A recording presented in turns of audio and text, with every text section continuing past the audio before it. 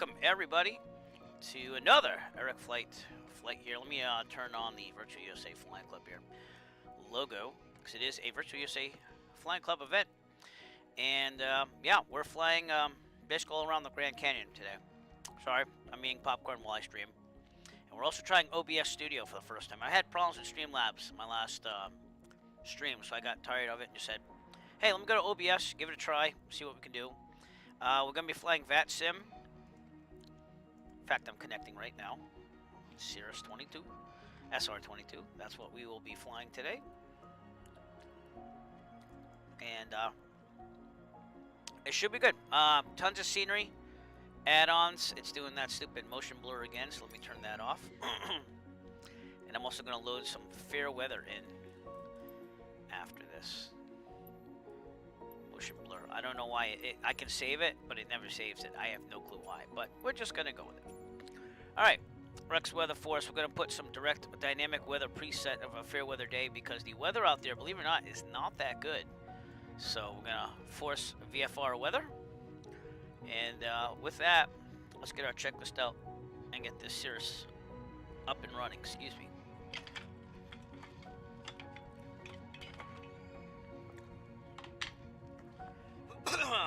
Okay, so I hopefully ported everything over from Streamlabs. I did it one step at a time just to make sure I had everything. But here's the Cirrus checklist popping up there. Everything on the left, by the way, is pre-flight, so I'm not going to worry about that. We go to before starting engine. Pre-flight's completed. Emergency equipment on board. Yeah, right.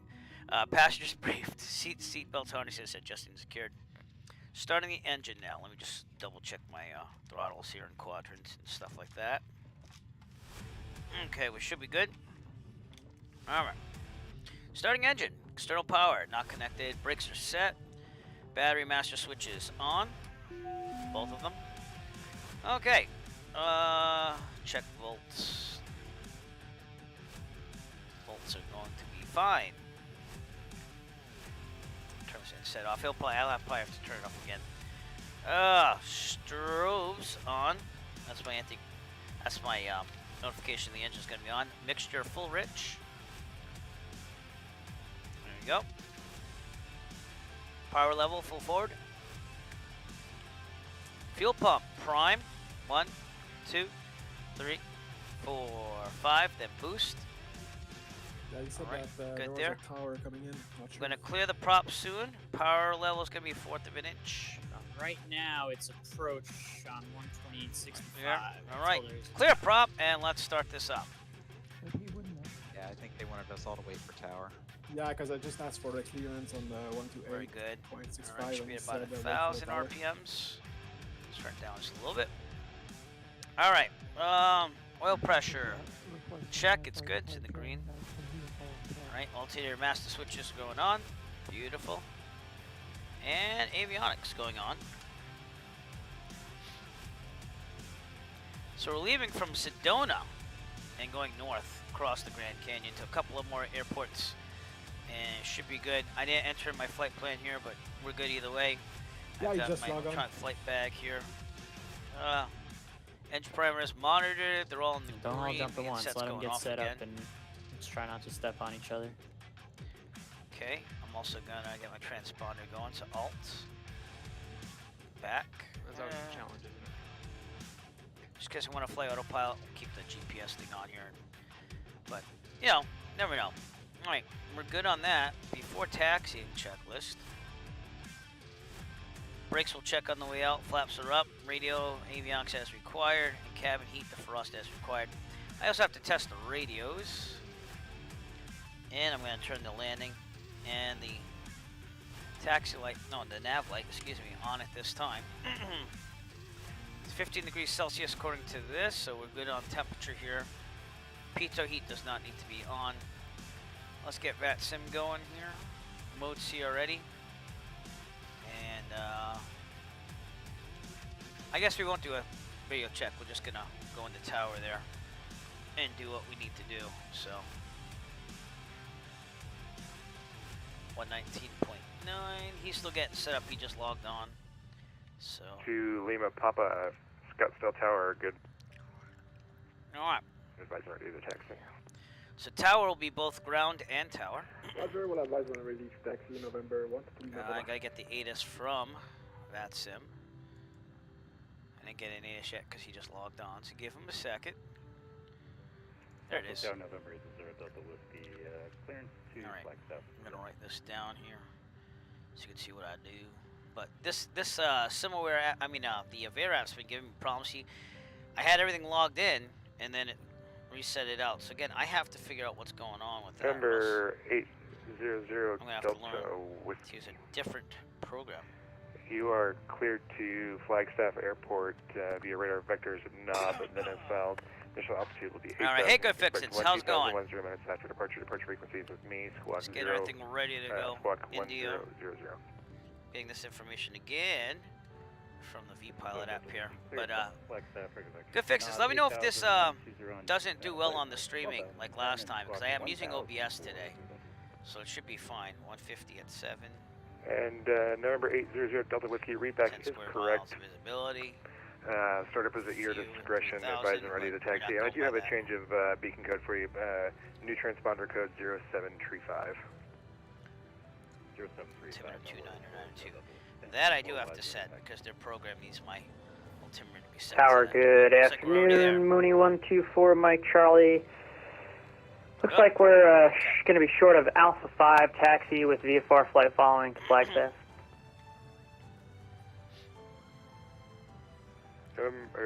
Mooney 124, Mike would be one of Charlie, us of runway VATSIM. 12, taxi via Alpha. 1-2 taxi via Alpha 4, Mike Charlie. Just confirm you mean runway 21. That's correct, sorry, runway 2. 21 via Alpha 4, Mike Charlie. And Shadow Tower, I'm ready for taxi November 1 to Lima, Papa, and I will request a flight following to. November 122 Lima Papa, runway 12, taxi via Alpha, give way to the Mooney coming behind you. So sounds like 2-1 with Alpha. Taxi via Alpha, I will give way to the Mooney, to Lima, Papa. Okay, where am I? Scottsdale Tower, good day. November 7 Lima X-ray with information India VFR departure to the north for Flagstaff. Flight following requested.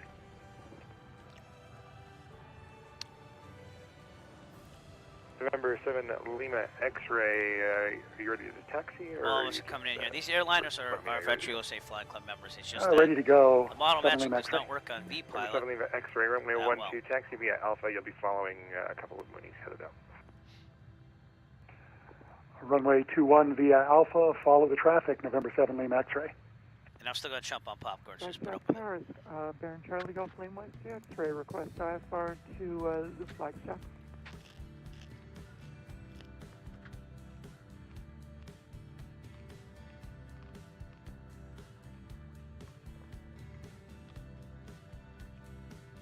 So our first stop is going to be Flagstaff, which Golf, kind of reminded me of Charlie Lima, Whiskey vacation. X-ray, Scottsdale Clark Tower, good Griswold. afternoon. So, in honor of Sir, that, while we're waiting to get out of here. Your crazy. I can offer you 8,000 or There you go. 6,000. I'm going to guess you're probably going to want Set 8,000 to get over, and you're actually probably going to need to go higher to get over the mountains. 10,000. Discord. 10,000. All right, 10,000 it is for Golf Lima, or Charlie Golf Lima Whiskey X-ray.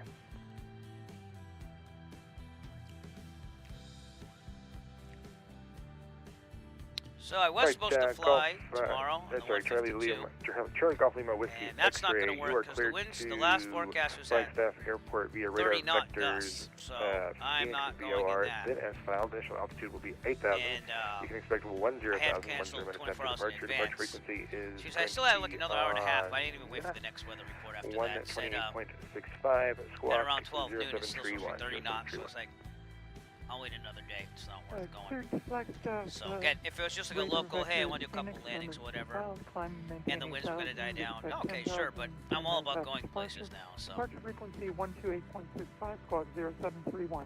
Charlie Golf Lane West X-ray.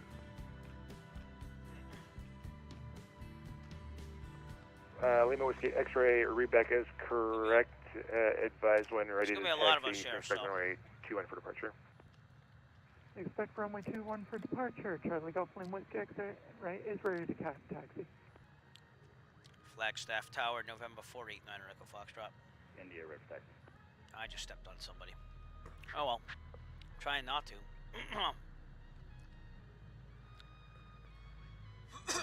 Excuse me. 24, Mike Charlie's ready.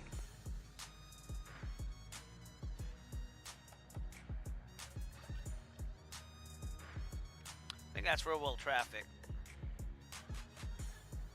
Maybe not. Could be actually.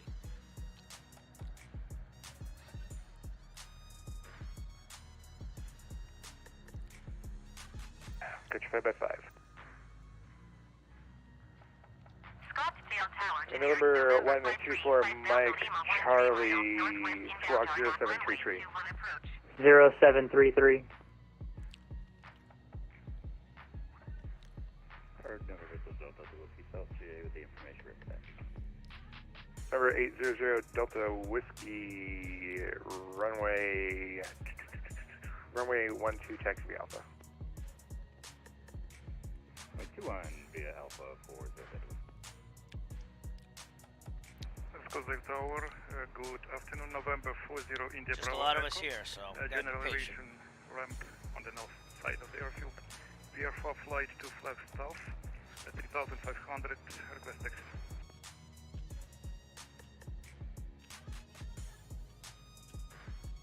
November 40 India Bravo X-ray Echo. Runway 12 taxi via Alpha. I'll have a beacon quit for you shortly. Runway 12 taxi via Alpha, thanks. November 40 India Bravo. Echo. Sorry, my apologies. Runway 21. It's good, guys. My dyslexia is working real well today. November 124 Mike Charlie, wind 150 at 7 altimeter 29902. VFR departure to the north approved. Runway 21 clear for takeoff. Clear for takeoff to the north, off of runway 21, Mooney 124 Mike Charlie. Scottsdale Tower, November 489 Echo Foxtrot.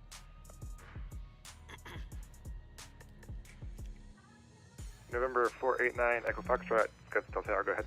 Cirrus 9 Echo Foxtrot at General Aviation Transient Ramp with India ready to taxi VFR departure to the north. Alright, November 489 Echo Foxtrot, runway 21 via Alpha. Runway 21 via Alpha, 9 Echo Foxtrot. And we can go. Additional aircraft on the ground. If you do not have taxi instructions, I'll be moving you over to Scottsdale ground shortly. Yeah. If you have taxi instructions. But see, I did the cold call to see that, make sure that he heard Mike me. check. That tree's a little weird. 5x5. I don't think that tree would be there. Alright. I'm gonna go via Alpha. You can see the moving map there. And runway 21 today. I've called twice for taxi. I think you got stepped on both times, buddy. Sorry. Oh, someone's taxiing a little Try 'em fast over there. Alright. Charlie Golf Lima Whiskey X-ray, still awaiting taxi instructions.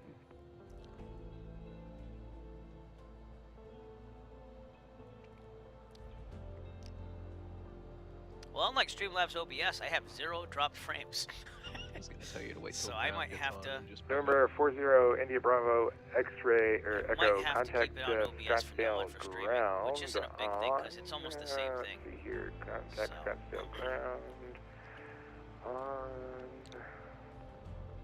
But it is what it is. So Contact Scottsdale ground on 121.6, and I'll get you moving.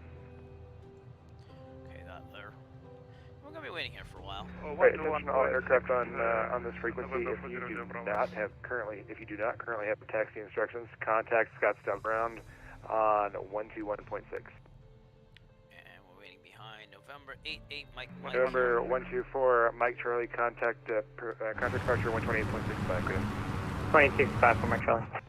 Which I think is real world, but not too sure on that. So, or maybe not. Give me a second here. Scottsdale, Tulima Papa holding short. LA Center, Vision Jet 410, Hotel Alpha on the That is Grand Vance. Canyon, Just Grand just Canyon, ready to taxi for VFR to the north. I'd like to thank my wife at this time for making me not only get a little permission here to fly today at 2 p.m. in the afternoon here on the East Coast, but also for making me popcorn. It's awesome.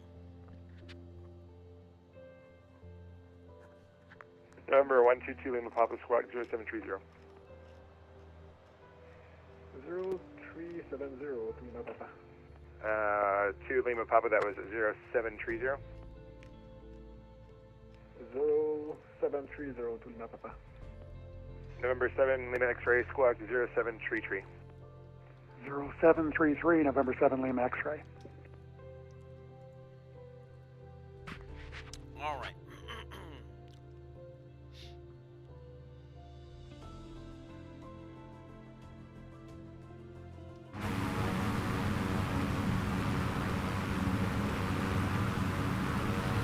November 122 Lima Papa, VFR departure to the north approved, wind 150 at 7, runway 21, clear for takeoff.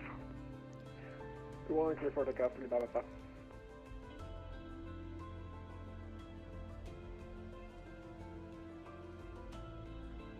So, this aircraft in front of me is on VATSIM, because there's no username on that.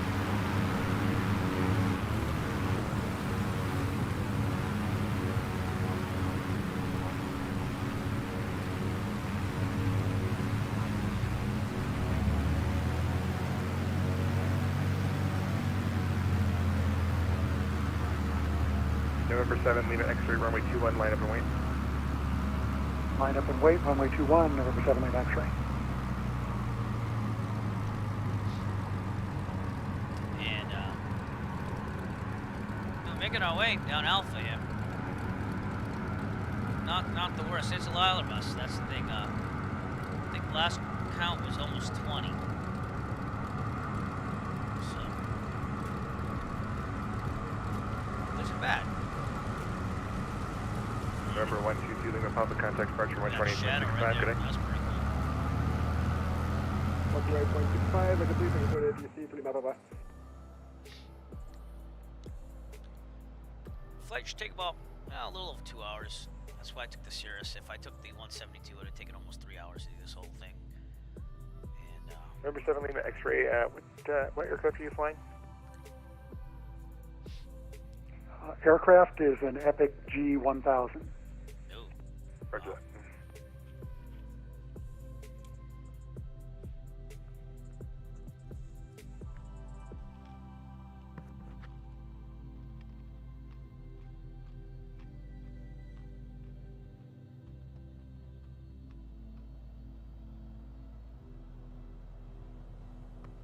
But I'm definitely liking OBS a lot better right now. There's like no issues with it at all.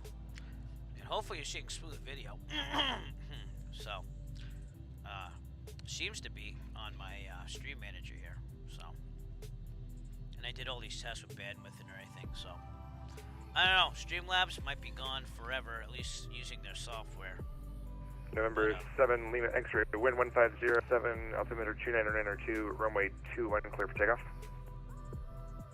Clear for takeoff, runway 21, November 7 Lima X-Ray.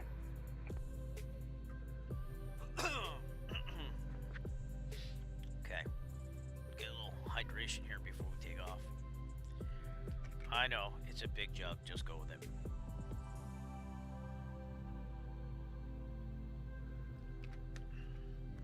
I've also been working on the next Eric Flight video to post to the Eric Flight YouTube. You can check it out on YouTube, youtube.com/Eric Flight, one word, lowercase letters. But the next one's going to be like my first real nighttime video. November 00, So, November 800 Delta Whiskey, runway it's 21, just line up getting and wait. current to take passengers at night, even though I'm not taking passengers due to COVID right now. But it was a pretty cool flight. November 7 Lima X-Ray, Has a contact little departure adventure to it. 128.65, good day. And again, I'm not going to Order spoil departure, it. You'll have to see it when it 128.65, gets November released, 7 but Lima it's X-Ray, going to be thank a you. shorter video because it was just about getting 3 nighttime full stop landings in to be getting current to take passengers at night. But I really liked flying at night this year. We did a lot more of it because I wanted to get more time at it.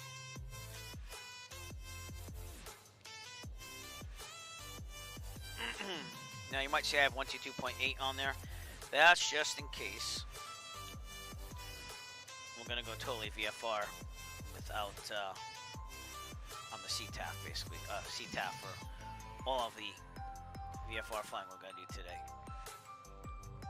See that we're out on force here. The Virtual USA Flying Club is representing today. November 800 Delta Whiskey on departure flight runway heading wind 150 at 7 altimeter 29. One thing I noticed that is not working from Streamlabs, it's just my viewer count, but you know what? It's not a big thing, you know? I mean, it is what it is, and that's it. November 4 Echo 489 correction, sorry. November 489 Echo Foxtrot squawk 0732. 0732 for Nine Echo Foxtrot. November 40 India Bravo Echo runway 21 line up and wait. Runway and wait on runway 12, November 40 India Bravo Echo. Number 40 India Bravo Echo, just confirm that's runway 21. I know I've been a little confused about this one. Roger, number 21.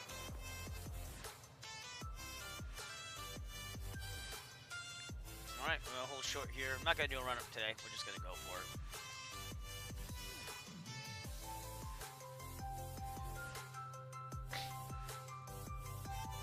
And we'll call the tower as soon as they're taking off there. The question is, do I need this boost on or not? They didn't say turn it off. You know what I'm saying? Before taxiing, I checked the brakes are good. Turn equator, oh there we go. This would be the run-up, so let's see what they say. Flaps have to be 50%. November 800 Delta Whiskey contact departure 128.65, good day. Fuelless tank. It doesn't really matter 'cause it's full and we didn't burn much gas. I'm gonna rotate at 70, retract the flaps at 80, and climb at 101. Now I know that. Landing lights on, everything's on. Yep. Okay. It doesn't say anything about turning off the pump, so. But you can, but you have to turn it back on when you change the tank, so.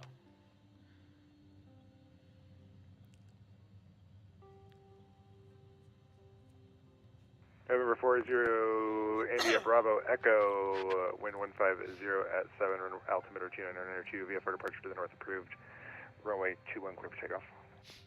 Cleared for takeoff, is depart to the north, November 40 India Bravo Echo, runway 1.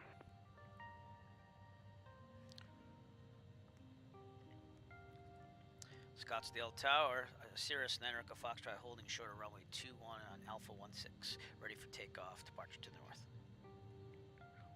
November 489 Echo Foxtrot, runway 21, line up and wait.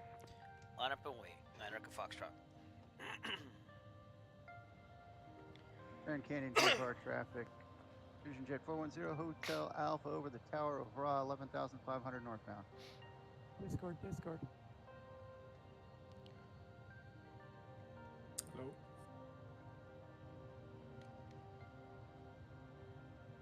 That's bums me out, man. November 40 India Bravo Echo, contact departure 128.65, good day. Departure 128.65, thank you very much for the following good day, November 40 India Bravo Echo. Okay, we're waiting. He should let us know when we're ready to go. Should probably set the altitude just in case I do plan on doing autopilot. We're gonna start with 9,500 and then go from there. And should be 29.92 just for VATSIM. So. November 489 Echo Foxtrot, VFR departure to the north approved, wind 150 at 7, runway altimeter 2992, runway 21, clear for takeoff. Clear for takeoff, runway 9 Echo Foxtrot. Here we go, rotate at 70. And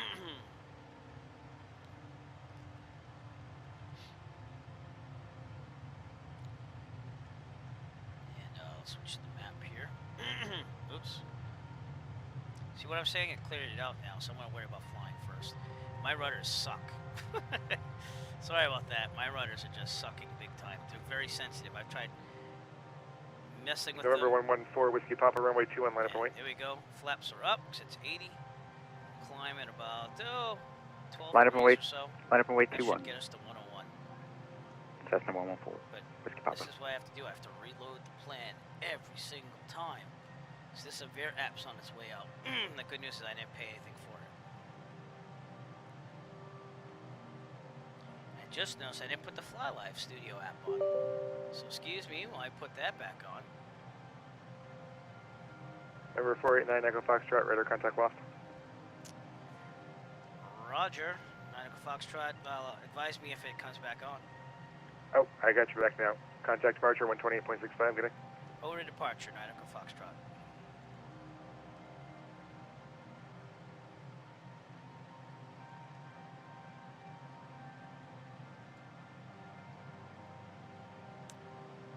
What was that frequency again for 9 Echo Foxtrot? Departure frequency 128.65, good day. 128.65, 9 Echo Foxtrot, thanks.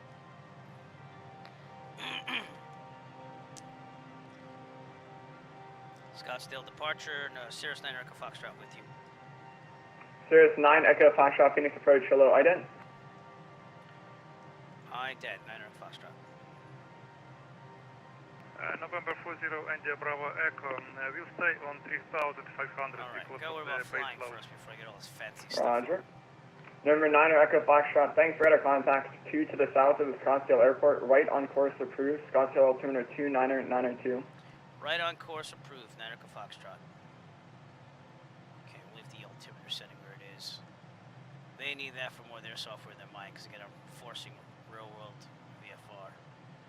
And we should be turning to about 359er, so straight north.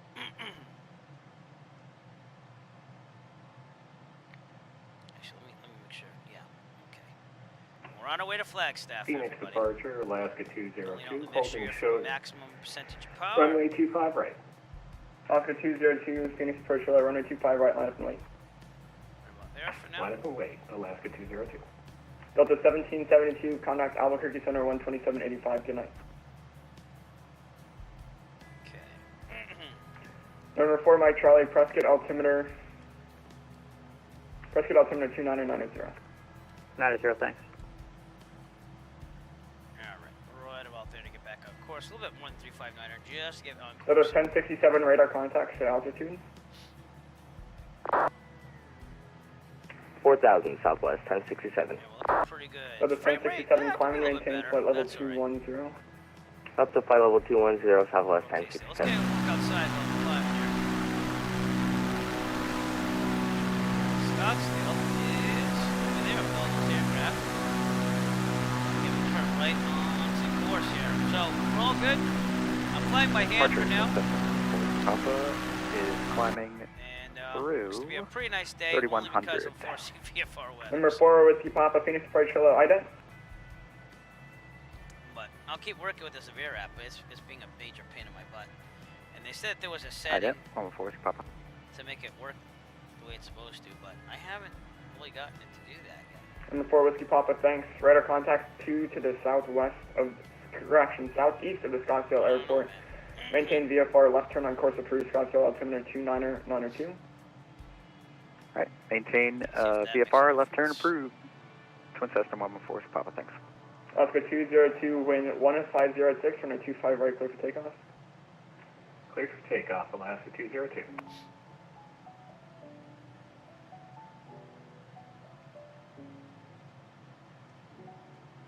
Alright, well, we'll see what trouble we can get into today, right?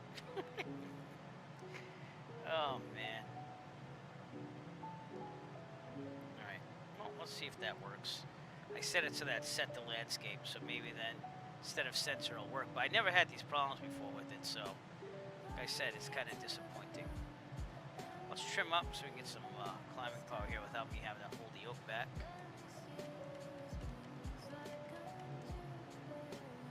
And I hope everyone's doing well out there. So, thank you again for tuning in to the stream. And I totally forgot to do this on the ground, so enjoy this little message from Allison. Ladies and gentlemen, my name is Allison and I'm your chief flight attendant. On behalf of the Eric flight crew, welcome aboard. At this time, make sure your seat backs and tray tables are in their full upright positions and that your seat belt is correctly fastened. We will be departing shortly.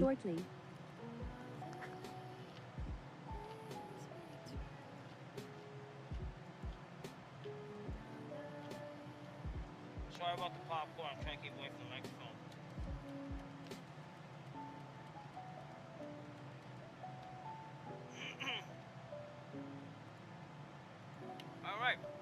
Flagstaff. We're gonna be going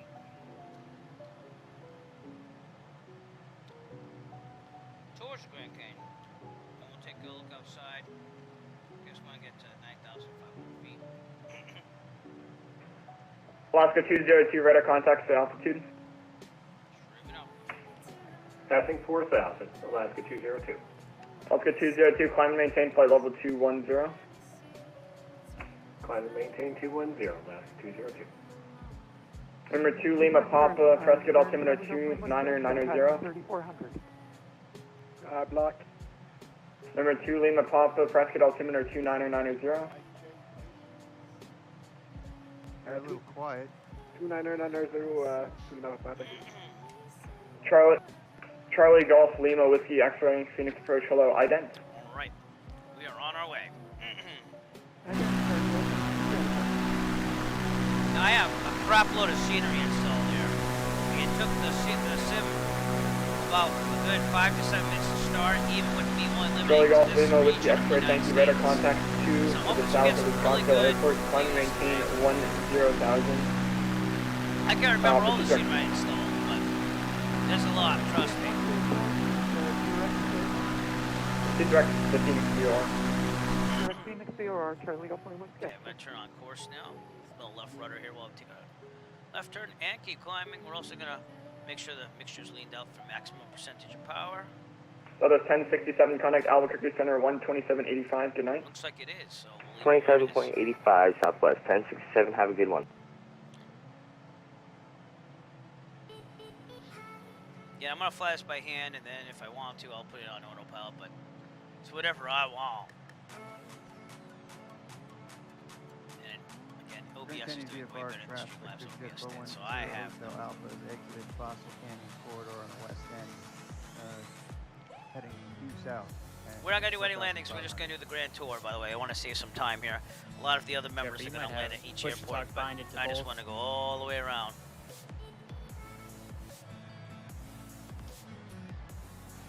Number 4, Whiskey Papa, traffic 12 o'clock, 6 miles. Yeah, even though I'm on eastbound, VATSIM, Mississippi, if you are watching and want to join us, you can still fly with us. You'll just fly a Microsoft Flight Simulator. I'm on the East Traffic in flight, server, 114 Whiskey Papa. so feel free to do that. But you don't have to. I just appreciate you watching the stream. Mooney 11816, climbing through 3,000. Mooney 11816, Phoenix Approach. Hello, ident. Quiet in Discord. Ident for 1186.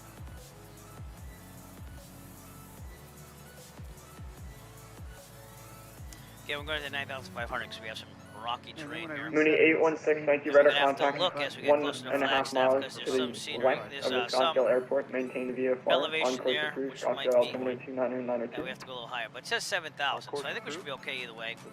Flagstaff is actually at 7,000 MSL, so I thought this was a good altitude. Number 7, Lima X-ray, Prescott altimeter 29990. 990, November 7 Lima X-ray. We are passing Sky Ranch and Carefree Airport here on our left.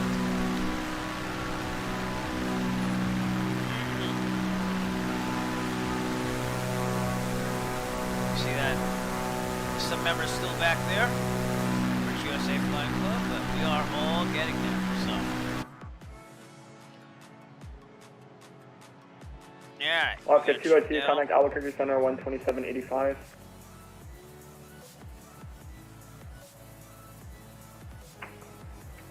Contact Albuquerque Center 12785, Alaska 202, thanks.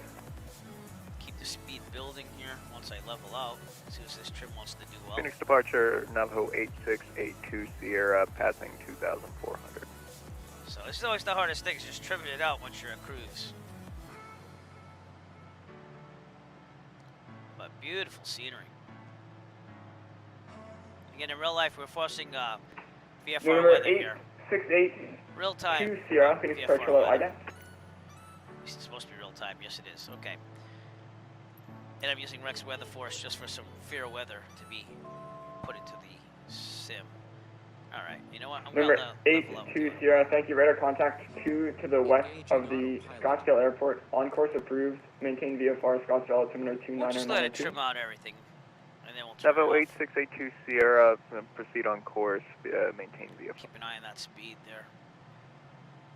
Probably kick it down right about now to 60%.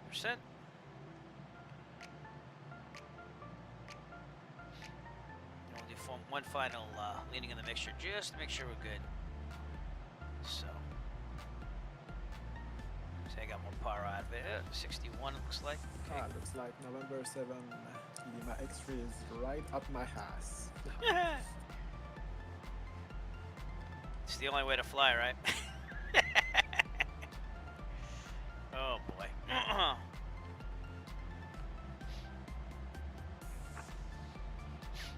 Alright, so let autopilot do its thing. Number 7 Lima X-ray, Prescott altimeter 29090. Speed go down. 90 on the altimeter, November 7 Lima X-ray. Yeah, it's pretty stable. Ah, 2-year-old on board, everybody. What's up? Hi, I love you. Oh, you want to come up? Okay. I'll let the autopilot stay a little longer. Again, ode to the autopilot. Number 0 Delta Whiskey, Prescott altimeter 29090. 0 for 0 Automatic pilot. Automatic pilot. There it is.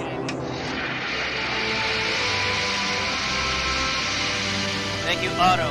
Taking over. I'll go back to the passengers. Just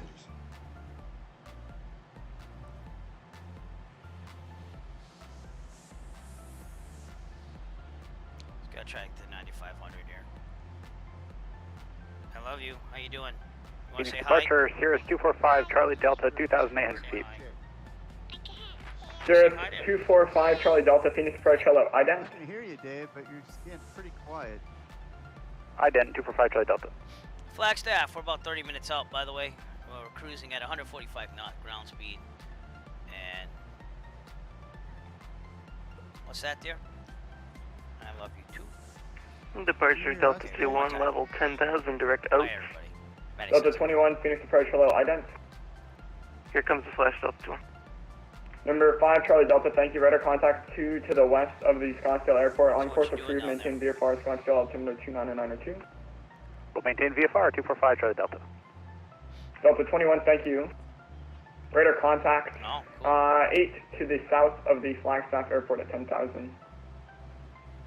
We're flying to Flagstaff, Arizona. Don't do that. Number It's 2, on Lima Papa, autopilot. traffic alert, traffic 12 o'clock, 1 mile, 8,800. VFR, Epic aircraft I am support in flying. sight. I'm letting the plane fly itself. I got it in sight. 2 Lima Papa. No. 2 Lima Papa, roger. See, I have to put If you you want to down back and off just a fly little bit, forward, looks like he's going to be climbing up through you. So you have like 1 minute left, and then I gotta put you down, okay? Roger, I will do. Lima Papa. I guess I can give you the chair. Yeah. You want to sit in your chair? Delta 21, turn right, direct Jewswell. Turn right, direct Jewswell, Delta 21.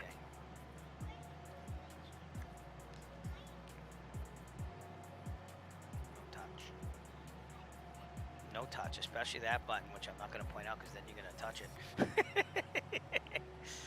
Oh, let's look outside. See, we're flying over Arizona. Sounds beautiful. This is way far away from Number 9 Echo Foxtrot, Prescott altimeter 29090. Roger, 9 Echo Fox. Roger, 9 Echo Foxtrot. Approach Mooney 124, Mike Charlie, cancel flight following at this time. There is, there's a lot Mooney of 4 buttons. Mike Charlie, It's not roger. playing that Daddy Service Will Fly terminated, someday, squawk but and never maintain owned. VFR for change approved. Good night. It's just too Cruise change expensive. approved for Mike Charlie, thank you for the service. Too expensive, yeah. I'm gonna fly one, but I won't own one ever. No, it's just too expensive of a plane. Unless Daddy hits the lottery and, you know. Delta It is 21 working, it's Sedona, just flying altimeter itself. 29090, It's on advise of the weather and approach autopilot. request. You know what autopilot is? Okay, we got the weather, and I'm trying to figure out what is the I gotta runway put you that down lines now, us 'cause I up gotta coming fly, off okay? of Lomb. Okay. You'll have to give me a minute to look 1 You second. can have a little bit of popcorn if you like. Go Yeah, ahead. no problem. Delta 21. All right. So, here we go. Let's get a really good look out here. On our way to Flagstaff, we are currently right outside Horseshoe Dam.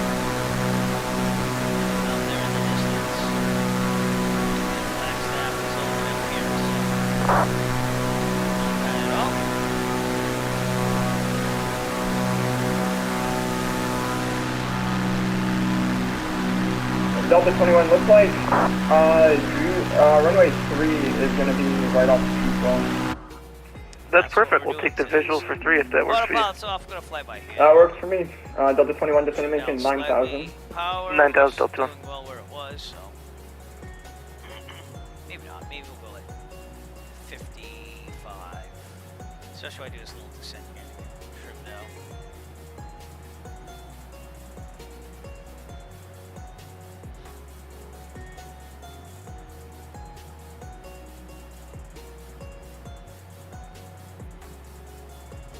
Trimming up.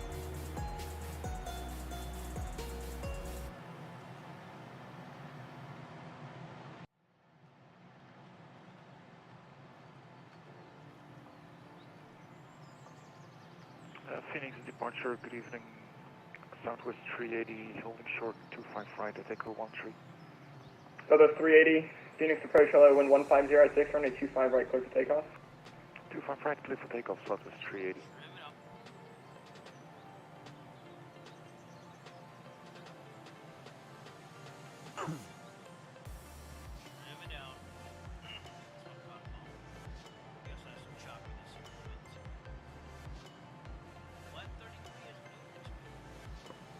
So we should be okay.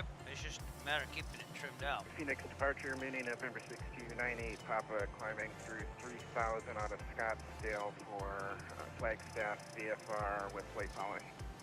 Number 6298, Papa, Phoenix approach hello, ident.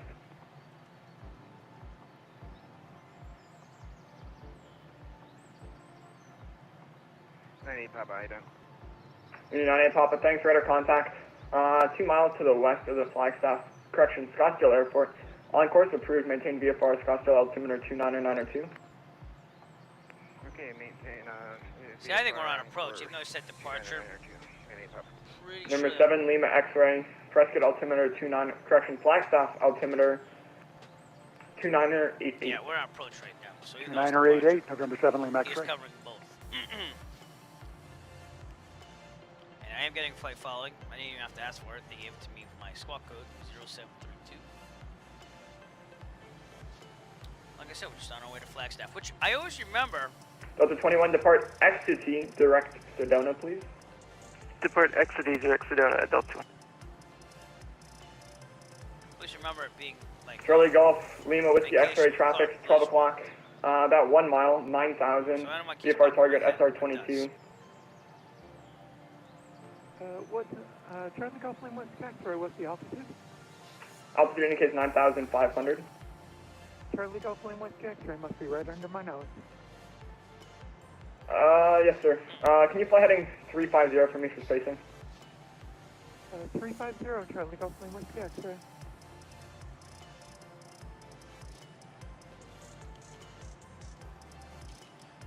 And Southwest 380, airborne passing 2,900.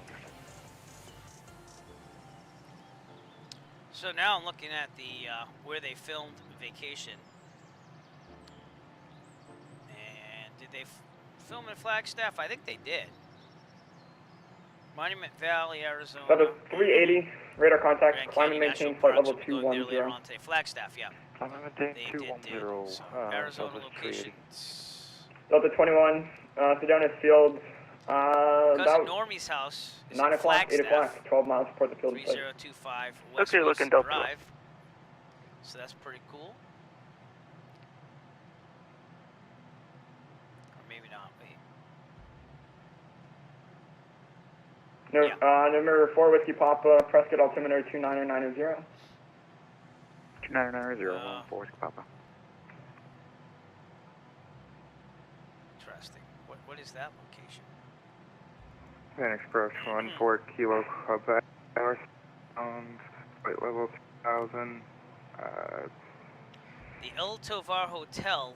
Number 14 Kilo Quebec, Stereo Phoenix shots approach hello, ident. of when they got to the Grand Canyon. When he was trying to bounce the bad check and stuff. It is what it is. Ident 14 Kilo Quebec. Delta 21, the field's now 11 o'clock, 2 miles apart the field in sight.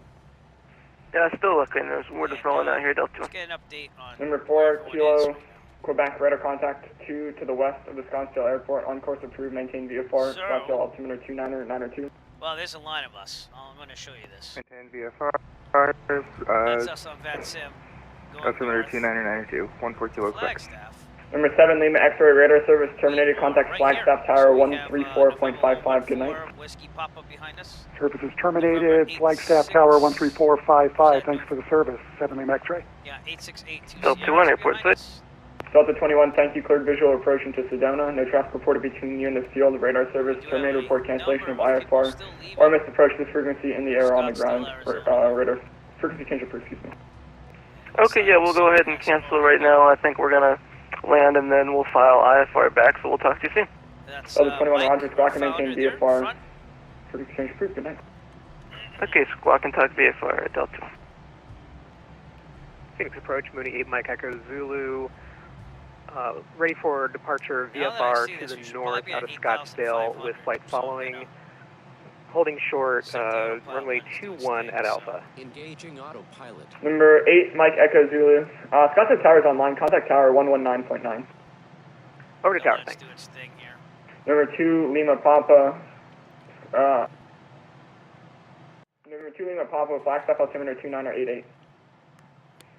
Flagstaff 2988 to Lima Papa. Phoenix approach, Delta 8874 is at runway 25 right, ready for departure. Delta 8874, Phoenix approach, wind 1506, runway 25 right, clear for takeoff. Clear for takeoff, 25 right, Delta 8874. Number 0, Delta Whiskey, Flagstaff altimeter 29er88. 8840 Delta Whiskey, and we do have Alpha fulfilled. Roger.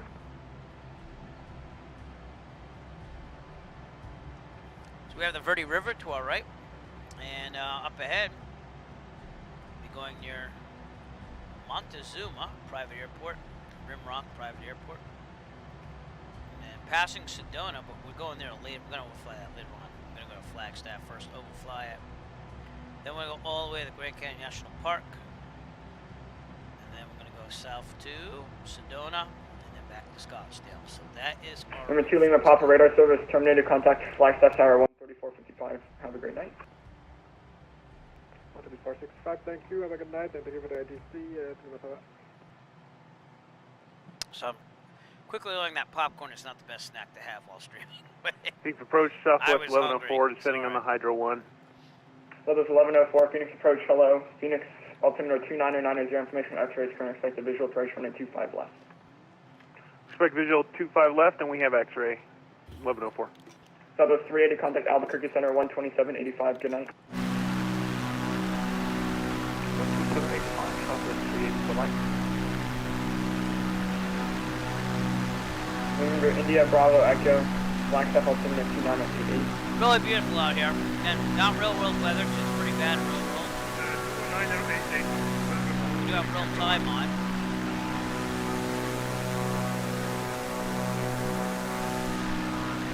Making our way to Flagstaff, Arizona.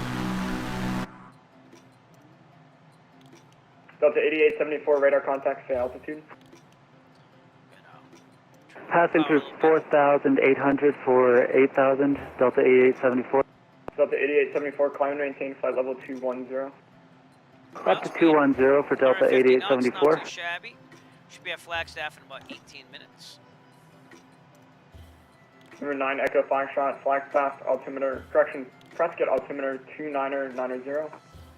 Roger, 9 Echo Foxtrot. Roger, 9 Echo Foxtrot. Number 4, Whiskey Papa, Prescott altimeter 2990. Yeah, I accidentally went to Discord on that one. 2990, 4 Whiskey Papa. Number 8, 2 Sierra, Prescott altimeter 2990. 2990, 820. Mooney 816, Prescott altimeter 2990.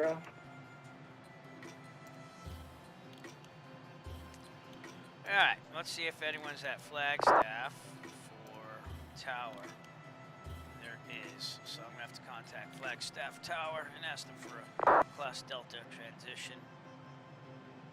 See if they give it to me. If not, I'm just going to fly outside the Class Delta. So I got it ready.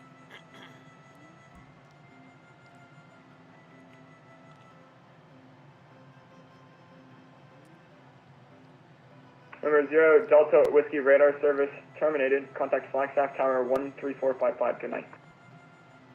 Okay, Tower, link up 0. I thought they were non-towered airports, but I guess they're all class deltas. Except for Sedona. For some reason, I thought they said in the briefing that there were 3 non-towered, but there's 3 towered and 1 non-towered.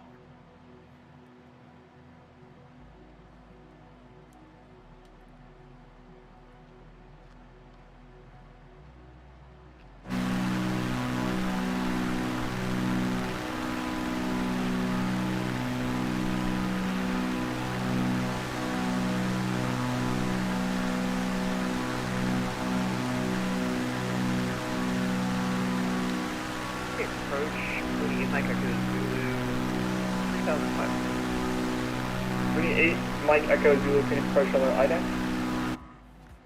So if anyone else is a streamer out there, let me know what you use to stream with, because Streamlabs OBS just went like really crappy whenever you use Microsoft Flight Simulator. Only Microsoft Flight Simulator, from according to my friend, and from myself at least. I haven't tested any other games. 28 Mike Mike Echo Zulu, radar contact 2.5 to the east of the Scottsdale Airport, on course to approve, maintain VFR, Scottsdale altitude 29902. Maintain VFR, and I would like flight following, please. 8 Mike Echo Zulu. 8 Mike Echo Zulu, roger, I radar contacted you, which means I'm giving you flight following. Very good, 8 Mike Echo Zulu. But the names you see are Microsoft Flight Simulator traffic, and then anyone on VATSIM is pretty much not going to be shown unless they're on both, like me. So, like, you could see them, but they're not going to have a name on them. There we go. The autopilot is now at 8,500. You see Number 0 Delta Whiskey. Let's turn the Number tanks 0 Delta on Whiskey, boost. Phoenix approach. Go to the right. Yeah, Phoenix approach 0 Delta Whiskey here, we're level 12. Number 0 Delta Whiskey, that's my apologies, I totally forgot you were IFR. Fly heading 050, descend and maintain 10,600, vectors visual approach. 050, 10,600 for 0 Delta Whiskey. We have the ILS 2 inch, just in case. Number 0 Delta Whiskey, roger. Do you want the ILS or the visual? Either one works for me. Let's do the ILS if you don't mind. I can expect the ILS from a 2-1 then. 40 India Bravo Echo, already in visual, request change frequency. Number India Bravo Whiskey, stand by. I'm going to pass you off when you get a little closer. Yeah, no, update on where everyone is here. We are right here. Jeff, November 114 Whiskey Papa, right to my left here. I really can't see him. Looking for nav lights or anything like that.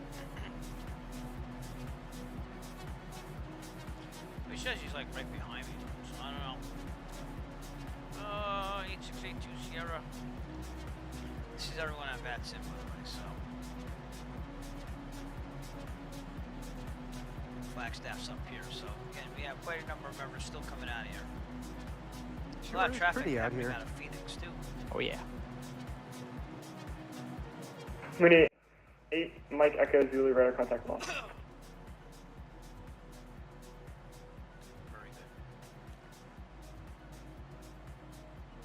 Phoenix approach November 0 Delta Whiskey. We do now have the field flight. It's loading some scenery, my friend. Number 0 Delta Whiskey, thank you so much. Clear visual approach running 2-1. Clear visual runway 21 for 0 Delta Whiskey.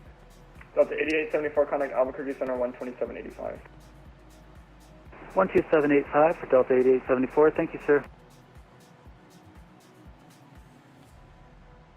Charlie Golf Lima Whiskey X-ray, still heading 350. Charlie Golf Lima Whiskey X-ray. If you want to proceed direct to field, feel free. I'm just having you on a 350 heading to keep you spaced out. Say again, Charlie Golf Lima Whiskey X-ray. November Charlie Golf Lima Whiskey X-ray, proceed direct Flagstaff. Frequency change to Flagstaff, Charlie Golf Lima Whiskey X-ray. No, sir, proceed direct to Flagstaff field, please.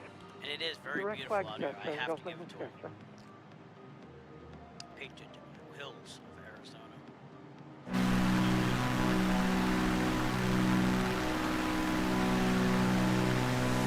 Remember, India Bravo Echo radar service terminates on that Flagstaff Tower 13465.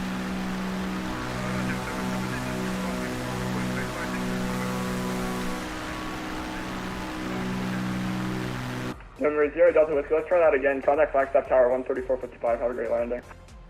Over to the tower, see you later, bye-bye. Okay, Charlie Kilo Golf, Flight Lima is Whiskey go. X-ray, Prescott altimeter 29090. Do you have an approach request into Flagstaff?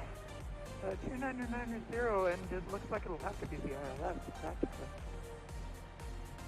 Number, Charlie Golf, Lima Whiskey X-ray, roger, expect the ILS running 21. Expect ILS runway 21, Charlie Golf, Lima Whiskey X-ray.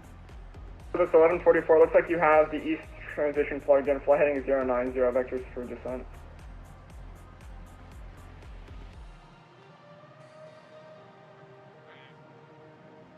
So that must be 1104, flight Alpha heading Whiskey 090, Papa out there. vectors for descent, you have the east transition plugged in. And that's what VATSIM traffic looks like. 090, sorry about that. Phoenix Hello, citation 541 Delta Bravo, ping 1 descending. We're just the right, we're just the left. Citation 541 Delta Bravo, Phoenix approach, hello, Phoenix altimeter 2987, information Yankees, current expect the visual approach runway 25 left. 2987, we have Yankee, and expect visual 25 left, 1 Delta Bravo.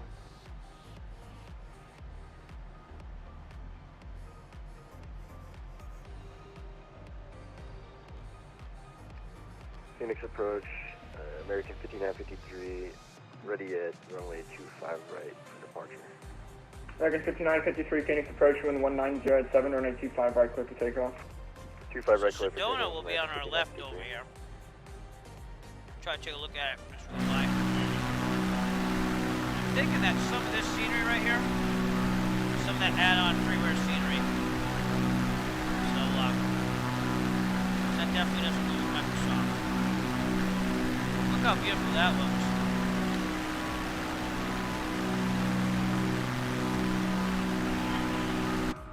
Definitely looks awesome.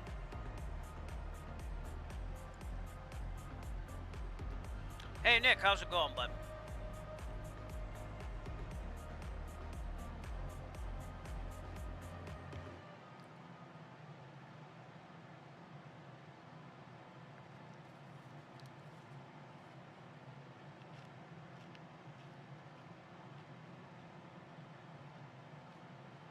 Again, sorry about the popcorn, I was hungry. Phoenix approach, Sirius 245 Charlie Delta, radio check. Sirius 245 Charlie Delta 5 by 5.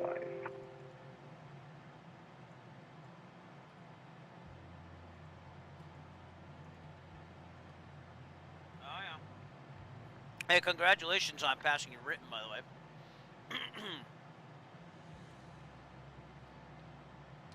But we're passing Sedona, Arizona over here. Just a little further ahead, the airport that is.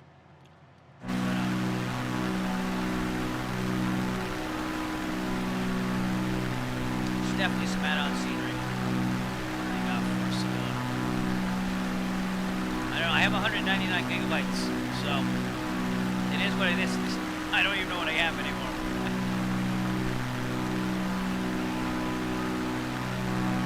Boy, is that beautiful.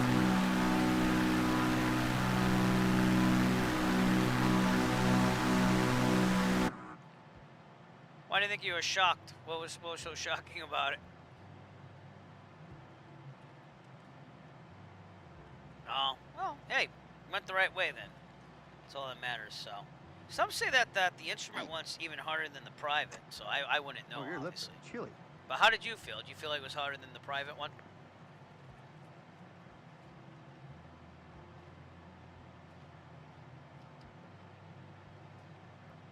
We have some bumpy winds around here. Probably from the hills below. Phoenix approach 14 Kilo Quebec. Am I still supposed to be on your frequency? Aircraft on standby. Yeah? Okay. So, I was supposed to fly tomorrow on the 152, but that's not going to happen because the winds are pretty high here in New England. I think last time I checked it was gusting to 30.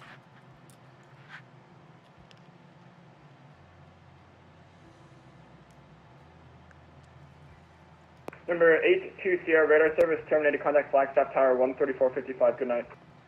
Number 82 Sierra Flagstaff Tower. Good night. Thanks, Bill. Hey, Zach confirm us. you're not missing much back here. All right, little update on where we are. Charlie Golf, Lima Whiskey X-ray, turn right heading 020, vectors ILS approach. Right 020, Charlie Golf Lima Whiskey X-ray.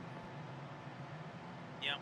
Departure, good afternoon. Byron 6160 with Papa Airborne off Scottsdale, 4,500, climbing 9,500 VFR. Flight following to Flagstaff. Number 616, Juliet Papa, Phoenix approach IDENT. Right there is Sedona. American 5953, radar contact to altitude. You might know that best as the approaching flight 8,000 for lessons American on 5953. Microsoft Flight Simulator. American 5953, climb and maintain flight level 210. Up to 210 American 5953. Which is why I'm a little jittery on the frame rate, but it's not terrible. Phoenix Metro 645 is descending 14,500 on the Eagle 6. Southwest 1104, fly heading One time I went to Florida 070, and started descend and snowing. maintain I remember that as a 3,000. kid. I went to Disney World. We went in February vacation. 3,000, 1104. And yeah, Met it started 645, snowing. Phoenix approach, Phoenix altimeter So you never know. 29er. Even Florida gets snow.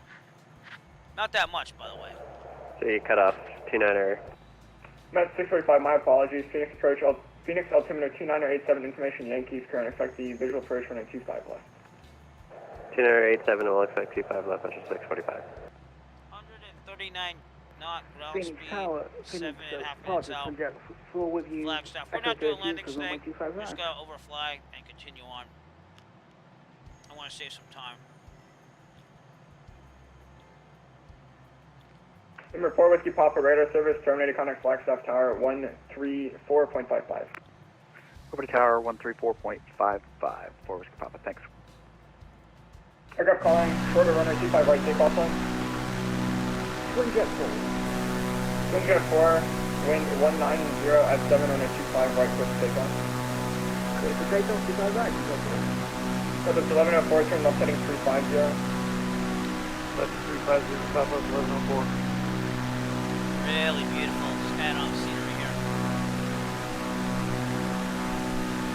Oh, you definitely know your stuff. It's just a matter of doing the actual procedures now and everything. American 5953, contact Albuquerque Center 12785, good night.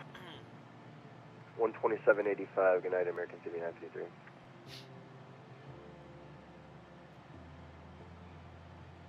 Number 9 Echo Foxtrot traffic, 1 o'clock, 5 miles, 8,300. It's a Mooney aircraft. Looking for traffic, 9 Echo Foxtrot.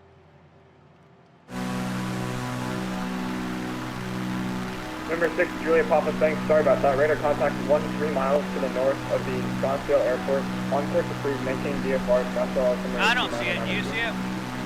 Maintain VFR 2992, Julia Papa. Traffic not in sight, 9 Echo Foxtrot. Number 9 Echo Foxtrot, roger. Mooney 816, traffic off your left wing about 4 or 5 o'clock, 4 miles, 8,500. It's an SR-22. I look for that traffic, Mooney 860. And departure Twin Jet 4 Airborne, passing 2,000 for 8,000.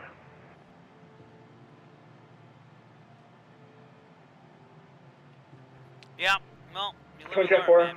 radar Still contact, same climb and maintain mistakes. flight level 210. But you knocked out the written. Just make sure you keep with your studies, which is always harder when you first go to college. So you don't have teachers like me telling you what to do. And no one's feeling bad for you if you don't do the work. Southwest 4652, Phoenix approach, roger. Mooney 816, radar service, terminated contact Flagstaff Tower 13455. I tell my students that college is a lot different than what I give them in high school. And Number 9 Echo they go, Foxtrot, nah. radar service, terminated contact Flagstaff Tower 13455. Have a great landing. Roger, over to tower, 9 Echo Foxtrot. Mooney 11816, about 10 to the south, inbound, full stop.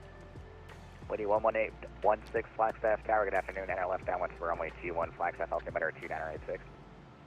Enter the left-hand downwind runway 21 and copy the ATIS 11816. So again, we're gonna just ask for a class. For Whiskey Papa, traffic now straight Delta ahead, transition, mile and a half, turning to final runway 21, you got him in sight? We have traffic in sight, 14 Whiskey Papa. For Whiskey Papa, follow that traffic number 2, wind 210 at 10, gusting 22, runway 21, clear line. Alright, follow the traffic and clear to land, runway 21, 114 Papa. Flagstaff Tower, November 489 Echo Foxtrot. November 489 Echo Foxtrot, Flagstaff Tower. Sirius 9 Echo Foxtrot requesting clearance to Delta on our way to Grand Canyon. We're just going to overfly Flagstaff.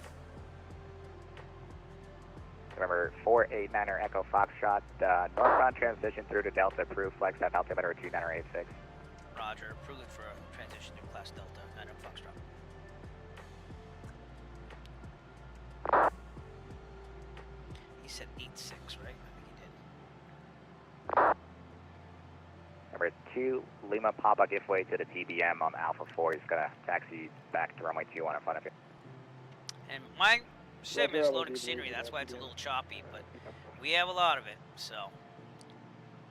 Well, you know, it's like being an adult. Either you do or you don't, you know, which I'm not saying we shouldn't be nice to students in high school, but they don't understand until you get to college that you're on your own. You already paid the money. The college has what they want. They have the money.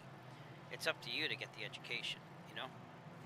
And I'm not trying to be harsh on that. I'm just saying that that's the way the world works, you know?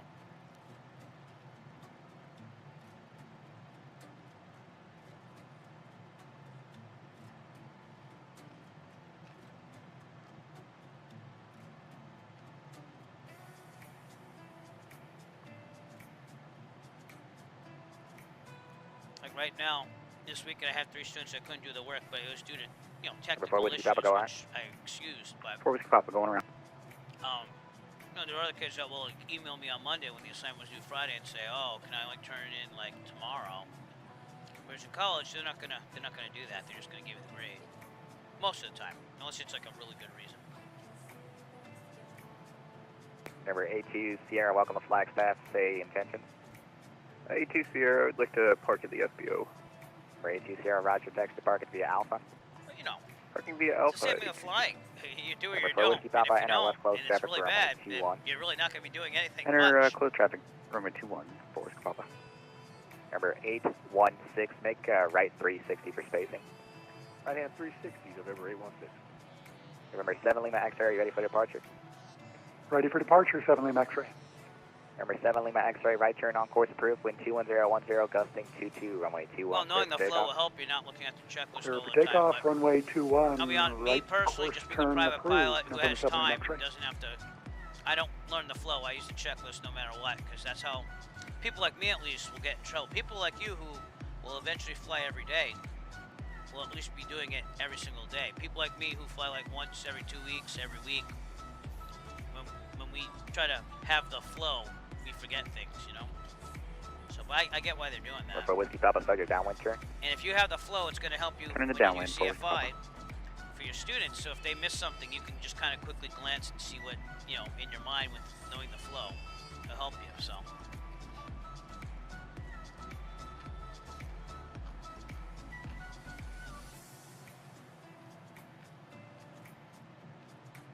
But we're flying this by hand, believe it or not. The autopilot's off. I let the autopilot level everything out for me. Flagstaff Tower number 9513 Charlie, ready for taxi for It's Panama. just not bad flying at all. We're right outside Flagstaff. We're going to go right over the airport. Yeah, Charlie, Flagstaff Turn Tower, our way runway to 21, Grand taxi Canyon. We via already Alpha, got Flagstaff clearance to altimeter transition Class Delta. 2990. 21 V Alpha, we're Skyhawk and 1 switch on. So we're all good. And we're just outside the Class Delta right now. Flagstaff will be to the north. So hopefully we can get some views of the north of the airport to see Flagstaff. And again, Number 816, traffic off your straight ahead and slightly to your right. It's a Cessna 310 on the downwind for runway 21, report on the site. We're looking for that traffic for November 11816. We got some traffic coming out of Flagstaff there. Again, we're going to be 1,500 feet above the airport, which is good. About in the jet traffic pattern, but I was pretty good. We're probably gonna stay at 8,500, so we're gonna go in a more westerly direction. Number 7 Lima X-ray, contact departure 128.65. But we should be okay. Typically, Over in to the real departure, world, 12865, November 7 I'd Lima wanna X-ray, be thanks for the service. 10,500 coming over this, just to have enough clearance above the airport. lowest 9,500, but again, I'm trying to follow the. Flagstaff Tower, Cirrus fact that more 245 west, Charlie so it has to Delta, be about even 15 miles flight to the level south plus for a 500, full stop so landing. I think we're okay. Number 245 Charlie Delta, Flagstaff Tower, roger, enter left downwind for runway 21, Flagstaff altimeter 296. Left downwind for runway 21, 245 Charlie Delta. Before whiskey got the target down, base turn, please. Base turn, full.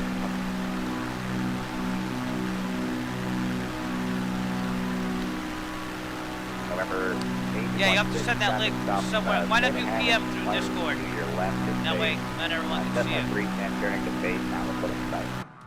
Alright, we're gonna turn still left looking on for the that course for 310, Grand Canyon. 11816. But we're gonna overfly the airport.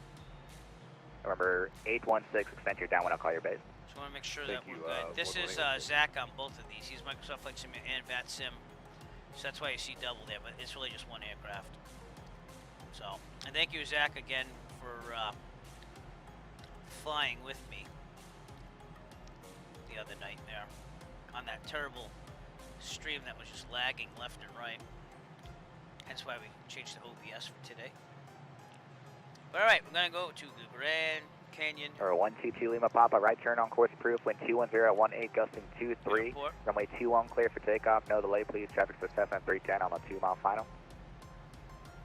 Report Echo 21, Notice I'm aiming for the middle of the airfield because that's gonna be the best bet. Or 4 Whiskey Papa, traffic say 7208 departing prior to your arrival.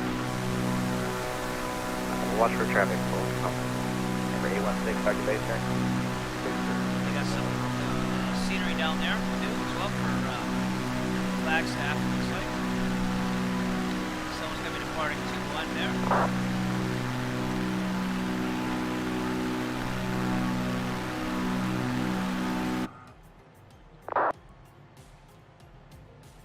Here we go. We're on course for the Grand Canyon. Should be about 324. So not that bad. So let's change this direct to Grand Canyon.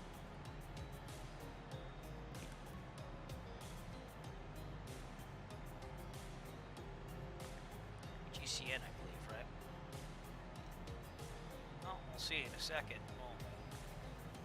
Alright, man, I'll give it a look in a second.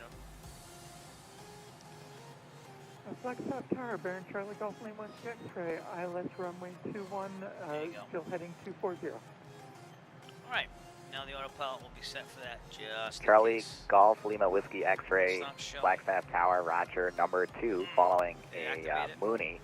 4 miles ahead on final, turning to final for runway 21. Wind 210 at 18 gusting 23, runway 21, clear to land. Runway 21, It doesn't want to go in. Alright, don't worry about it. He's playing. We'll try to play back. Number 816, start your turn to final please, and if you could, keep the speed up. Turning to final, we'll keep that speed up. Yeah. Thank you, Yeah, appreciate that's it. fine, man. Number 4, Whiskey Papa, welcome to Flagstaff, pay attention. There we go. We're going to taxi to the parking for a little bit before Whiskey Papa. Roger, number 4, Whiskey Papa, taxi to parking via Alpha. Taxi via Alpha for Whiskey Papa. It's gonna be loading pretty soon. Number 489er Echo Foxtrot, frequency change approved. Roger, thanks. Niner Foxtrot. We'll see you. Remember, T Lima Papa, I'm sorry, you were requesting flight following? Alright, I'm going with that sim Unicom for now. Oh, just switch the frequency. Papa Roger, contact approach, I'm 128. The Class Delta here, and on our way. Again, just watching some elevations here. I gotta go around Kendrick's Peak up ahead, which is at 10,000 feet. That would be this big mountain in the distance there. So, we'll see what happens. But Nick, I'll let you know when I actually see this thing.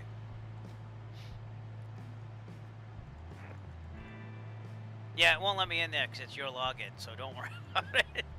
Which I kind of figured. So they make you electronically log everything. Is that what it is? So it kind of makes sense. You're gonna be doing that in the future. Again, sorry about the choppiness. It's just the amount of scenery I have installed in this thing. And it's gonna eventually be fine with the frame rate. So, well, I didn't get to see it because it has a login for you, which obviously I don't want to log in as you. So, yeah.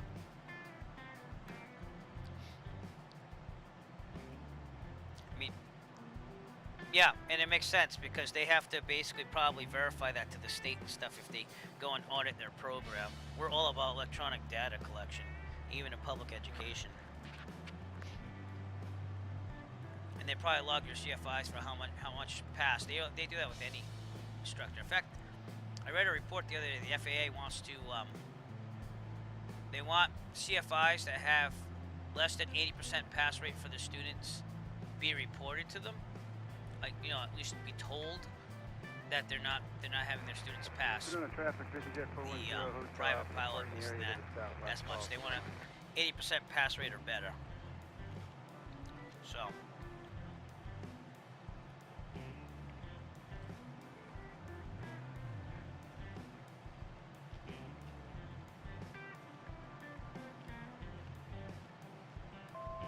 There's a nice little mountain right there. Alright, and then we have Humphreys Peak to our right over here. That's what you're seeing over here. And up ahead, again, that will be Kendrick Peak. And we're going to go right to the right of that. Veer off course a little bit and go around it.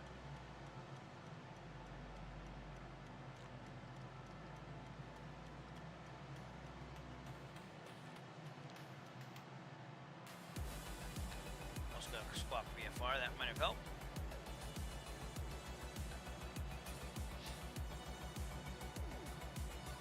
If I want to fly following, I'll contact Phoenix Approach again, but I think we're good.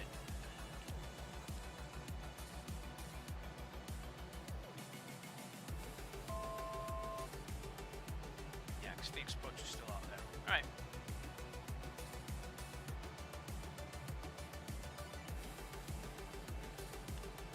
So we're making our way to the Grand Canyon, everybody. Not going to do much flying in the Grand Canyon. So, yeah. Well, you live and learn, you know what I mean? They often say, and I don't know if this is true with you, but they say that your first year at college is your hardest one because they're trying to see who wants to stay or not. And I went to a Northeastern University for a year, did computer science, music business, and then I transferred to Berklee College of Music. And all I know is that Berklee College of Music, literally, like by the time everything was said and done, there's only about probably 25% of my class left at graduation, which, you know, for a competitive music college, one of the best in the world, makes a lot of sense. But they work you hard because they're trying to instill the fact that you're on your own to get stuff done. That's what I believe. Because it's very much different. They don't hold college professors up and say, well, why is this percentage of kids not passing with you? Whereas public educators like myself, they always kind of look at the data and say, oh, like we have to prove that we're teaching it. We have to prove that so many of you pass. They don't really have to do that as much in college. They want to see you pass. They want to basically be able to say that to everyone who wants to go to college, but they're not under the same scrutiny, individual teacher-wise, as we are.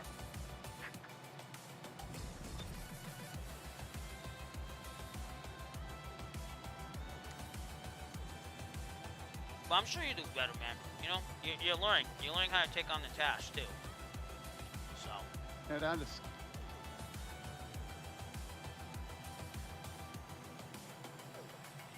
Alright, we'll update where we are here. So we just left Flagstaff, right there. And we're getting kind of low here. So I think I'm going to move up to 10,500. That's what I'm going to do right now. So let me get back to the main screen here. Use the autopilot and also kick back a little bit right now. Because you can see that we're quite clearly getting to the upper levels here. That was the wrong one. There you go. Vertical speed up. I'll let autopilot do its thing. Engaging autopilot.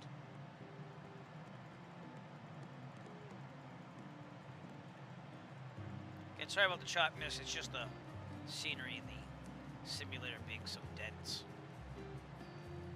So probably should have went down to high settings, to be honest with you, but I'm on ultra. And we'll stay here. Everything's working, that's what matters. Just wish I had a better frame rate. This is a really beautiful place too.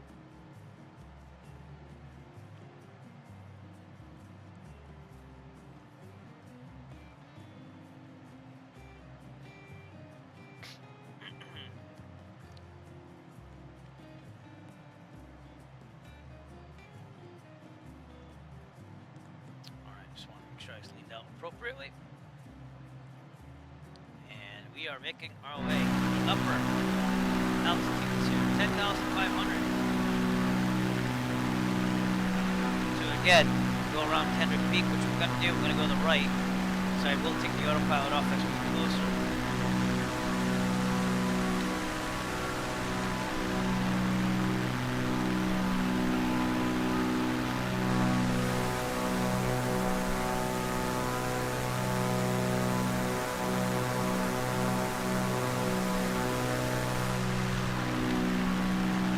Boy, does that look nice, huh? Yep.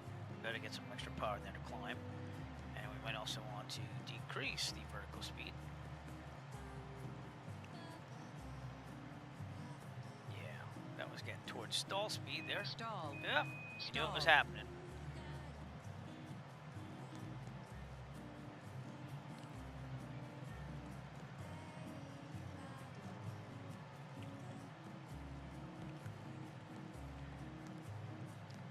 Alright, we should be fine now, I think. As we ascend to 10,500. And I'm going to alter my flight plan here. Like I'm calling up flight service and saying I'd like to file for, or, you know, amend flight plan for 10,500. But we are not flight tracking or anything, so you can pretty much do what you want as long as you follow the rules. And everything should be fine.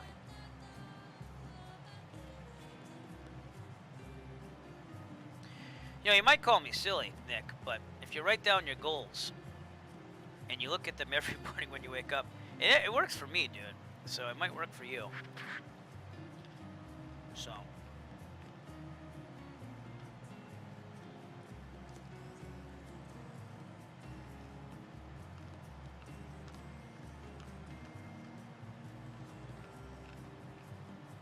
Alright, I'm going to switch the heading here. Switch the heading and go towards the right.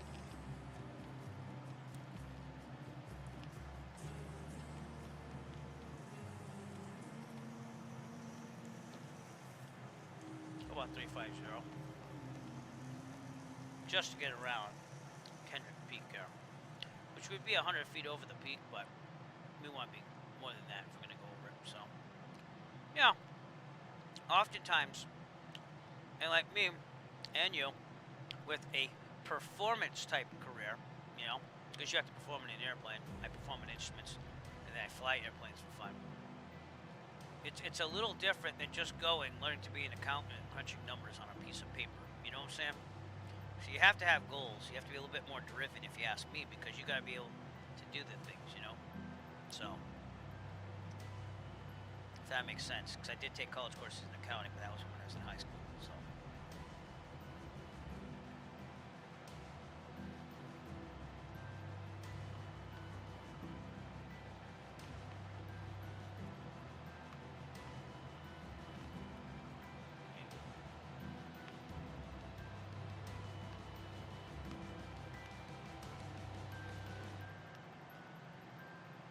Well, it's not showing my path there, but it is showing my bearing here. So I'm going to go over this peak. But that looks regal too, doesn't it? Wow. Pretty cool. Alright, I'm going to set back to nav here. Let's do this thing here. Honestly, I think we're going to...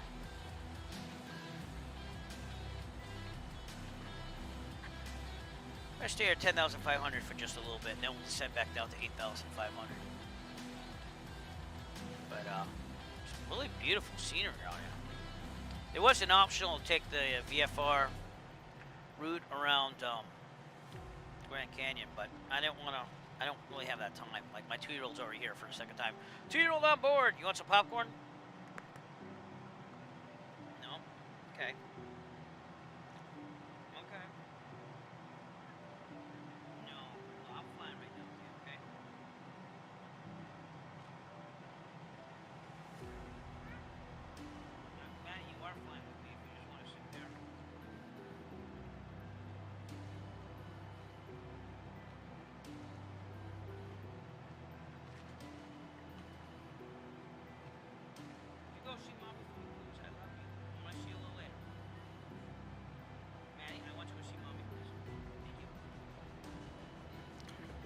So yeah, that's why we're just doing direct routes over and flying right back, because I have to give them time too, obviously. You know, it's part of being a family man.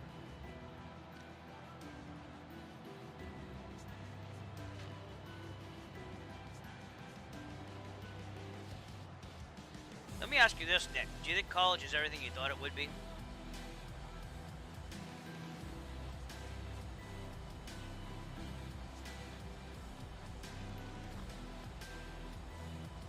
It's very independent based on what I see versus in earlier education before college.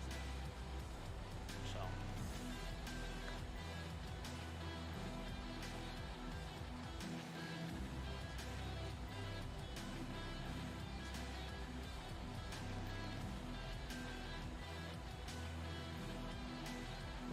Exactly. Yep, exactly. They're going to work you hard the first semester. You will mess up on things, and yeah, so like I said, you're not going through anything different than people who have been through it, you know. Oh, really? Well, or I had someone laughing there or something. Oh, I got your thing now.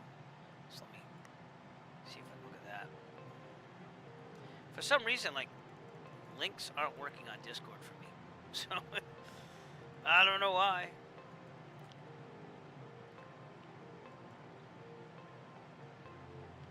I see what you mean. Just with the amount of flights. Well, like I said, you'll get there. The first semester, you figure a lot of things out. I wouldn't get all caught up there. Yeah. You know, you'll see what works and what doesn't work. It's a lot of transition. So I'm sure you'll do fine. You passed the written, so it's not like you're doing nothing. A lot of kids go to college and, like, I'm not saying a lot, like tons, but a lot of kids go to college and, like, they don't know how to handle it. And they get a 1.9 GPA the first semester. I'm sure that's not you, so.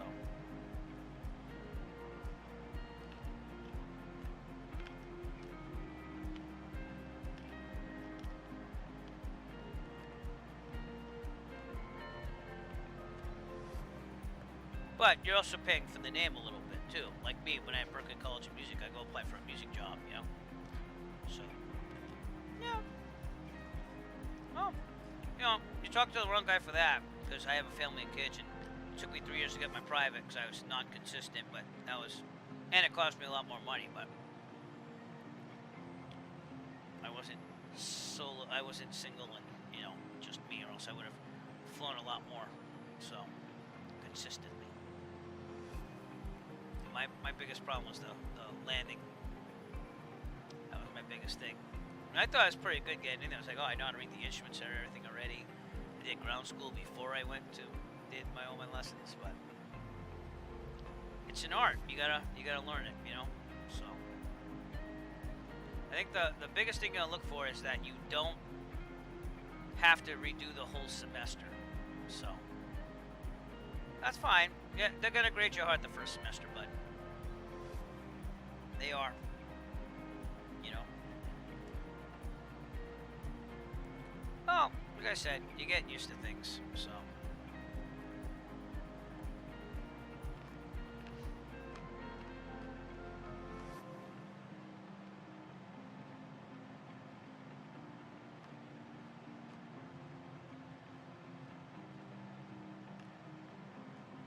Alright, we're going to descend to 8,500 now.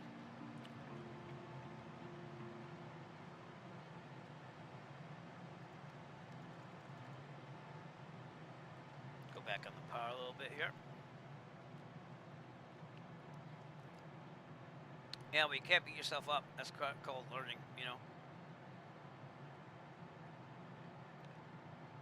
Kind of like my written where I should have gotten the 92, but instead I got the 88 because I couldn't remember the squawk code for hijacking, which was like the easiest question ever, right? You'd think that would be the easiest one, right? You just have to remember a code.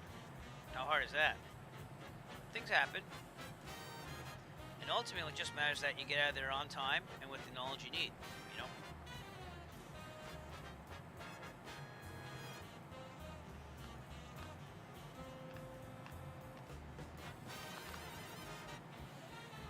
Yeah, I couldn't remember the squawk code for hijacking, because, you know. I don't know why. It was just the dumbest thing ever. I'm looking at the question and going, oh, it's this. Wait, I'll go back to it, because I'm probably thinking it over. And I went back. I don't know why. That was the biggest kicker on my written for the private. I was like, how could you not remember that?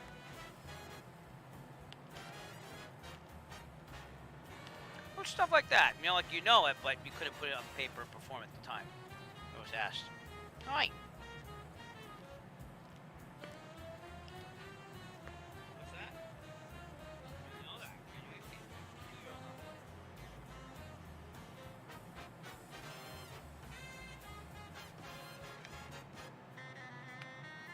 So we're on our way to Grand Canyon National Park.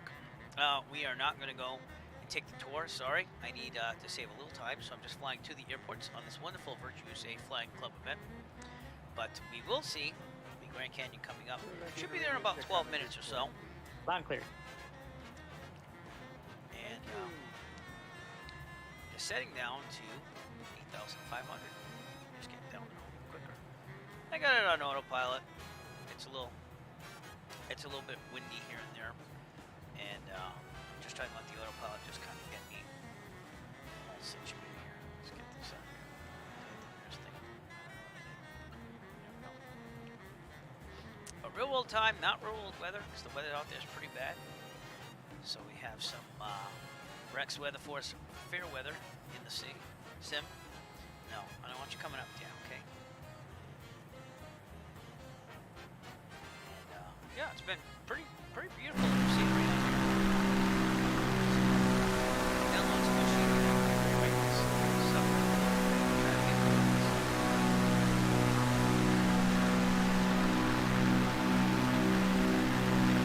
there you go, man. Moving during the green.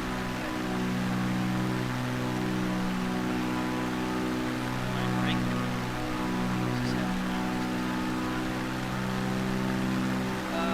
I can't really get you drinking at this moment. Okay?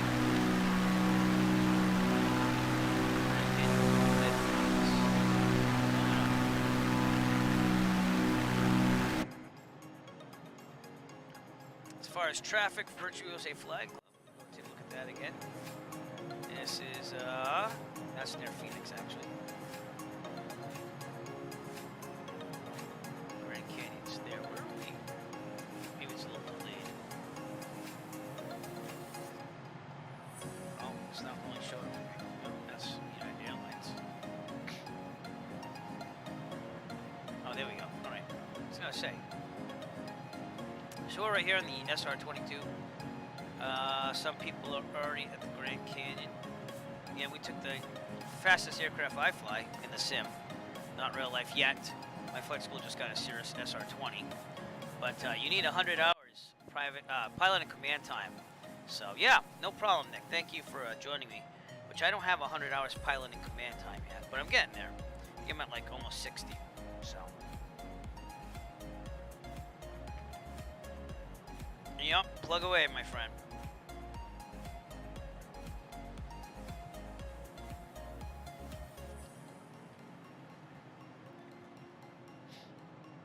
And again, Grand Canyon out there in the distance, you can kind of see it.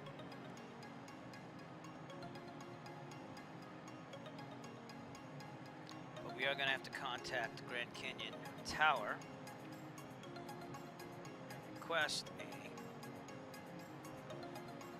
if they have Grand Canyon Tower, which I don't think they do. They have Scottsdale and Flagstaff, which we already contacted. So therefore, I'm going to have to go to Phoenix Approach 128.65.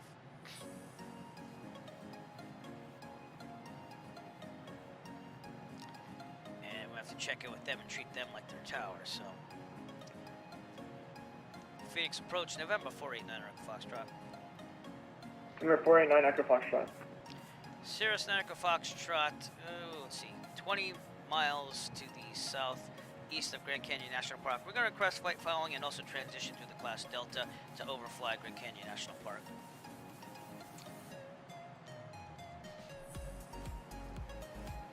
Number 489 Echo Foxtrot, you're outside of my airspace. For that, you're going to have to contact I think Albuquerque Center 12785. Actually, disregard, he's no more handoffs. We're all closing here in a minute. You're just monitoring Unicom 122.8. I think that's in LA Center's airspace anyway. Alright, Roger, 9 Echo Foxtrot, thanks.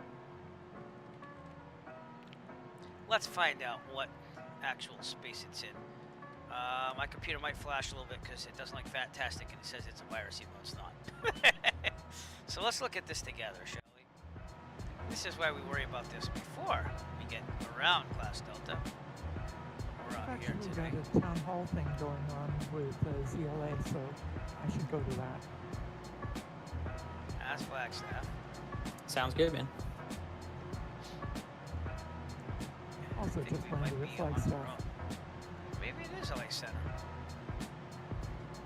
Oh, it is. I guess it is LA Center. Me, I didn't So set we'll call it VFR. LA Center. Alright, let's get our frequency 133.2. Yeah, it's really brutal weather today. Of course, the one time the weather's bad in Arizona. 13 to 17, 2000. The Victorville altimeter 2985. 12,000 Aircat 2313. Alaska 512, contact number center 127.65. LA Center, November 489, Echo Foxtrot. 127.65 for Alaska 512. Thank you very much. Somebody, so.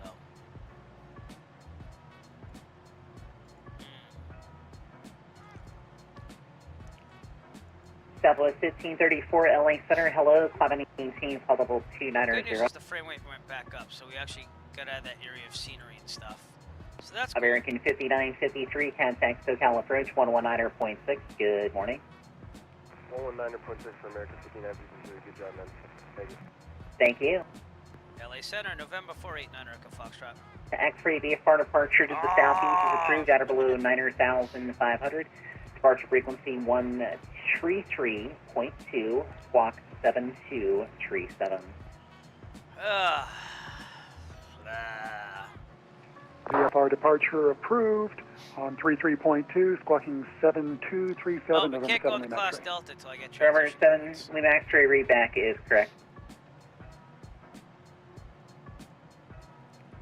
LA Center, November 489, Echo Foxtrot. I had two aircraft there at once. Only heard from KLM 811. KLM 811, LA Center. Good afternoon, squawk 7245. Boy, it's hard to get in here, huh? Aerojet 3 Romeo Whiskey, descend call level 340. I'm sorry, correction, Twin Jet 3 Romeo Whiskey, descend call level 340. Flight level 340, Twin Jet 3 Romeo Whiskey. LA Center, November 489, Echo Foxtrot. Flying the Flagstaff. November 489 Echo Foxtrot, LA Center, go ahead. Sirius 9 Echo Front of it. Foxtrot, Thanks for having 10 me. miles to the south. Thanks for coming in. East of Grand Canyon National Park. We're going to request flight following and also transition through the Class Delta to overfly Grand Canyon National Park. November 49er Echo Foxtrot, reset transponders, block 7224, and I'll have the Grand Canyon altimeter for you in just a moment. 7224, 9 Echo Foxtrot. Nothing to the center, this is Lima Papa, and request of the parking rent to the south. November 122 Lima Papa, stand by please, I have your request. November 7 Lima X-ray, left crosswind departure is approved, wind 230 at 11, runway 21, clear for takeoff. Clear for takeoff, runway 21, left crosswind departure, November 7 Lima X-ray. November 49er Echo Foxtrot, radar contact about 8 southeast of the Grand Canyon Airport, 8,600. You can resume low navigation, VFR altitude, actually maintain VFR at or above 9,500 for me, please, until north of the Grand Canyon Airport. Roger. We're going to go to 10,500 to meet your request, and we're clear to transition Class Delta, 9 Echo Foxtrot. 9 Echo Foxtrot, have nobody go in the opposite direction, and actually I'm going to have you descend after the airport, so if you can actually do non-standard 9,500 for me, please. Roger, 9,500 for 9 Echo Foxtrot. Giant 922, Albuquerque's in the process of closing, leaving the airspace to the southeast. Radar services terminated, change to advisory frequency is approved. We'll see you. John 922, have your switch over to Unicom. Thank you for having us. Oh, there we go. You're welcome. And a couple of other aircraft were checking in. Yes, to Lima Papa, VFR ready to taxi with flight load. Airbridge Cargo 169 Heavy, RNAV to Hyper, wind 120 at 5, runway 25 left, clear for takeoff.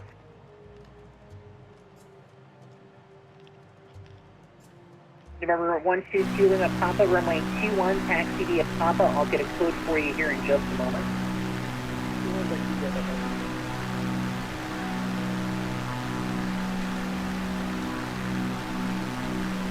Delta 780, you said you wanted 33. Delta 782, no worries, climb and maintain call level 330. November 210 Zulu to set of maintain 5,000.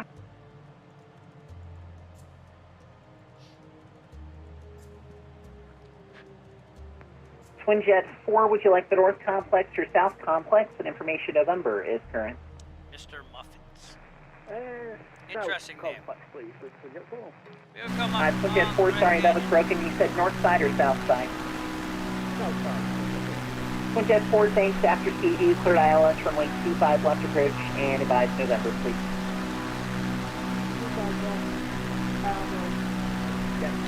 I believe I do have, River 7 Lima X-ray radar contact about 3 south of Grand Canyon traffic, 11 o'clock and 2 miles at 9,500, staying at 95 is a Cirrus, report them in sight. Traffic in sight, November 7 Lima X-ray. 7 Lima X-ray, thanks. Reference to traffic, VFR climb is approved.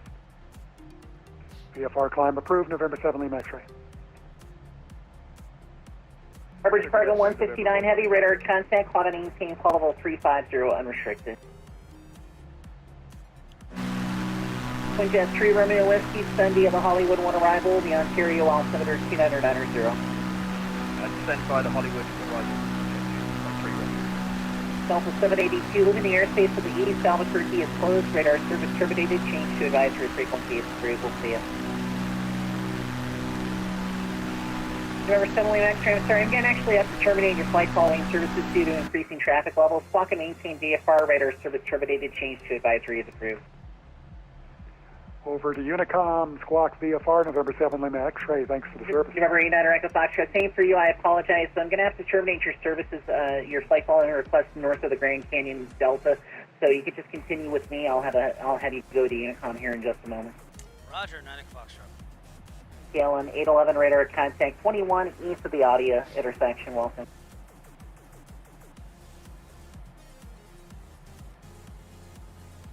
November 433 Fox Romeo, LA Center, hello. Just for future reference, I do control the Torrance Delta during its normal operating hours, so please call me prior to departing next time. Alright, we are going to make a sharp turn left when we overfly Grand Canyon. If you're looking for pattern work, I'm unable to accommodate that at this time, so if you want to just do touch and go, suggest that you depart to an uncontrolled airport at this time. Just unable to touch and go due to traffic levels. That's Grand Canyon National. Grand Canyon. November 433 Fox Romeo, thanks for waiting 29 rank clear to land, the winds are unavailable at the moment. Yeah, we are going to just keep on our route here. We're going to go to November 210 Zulu, 3,500. Correct.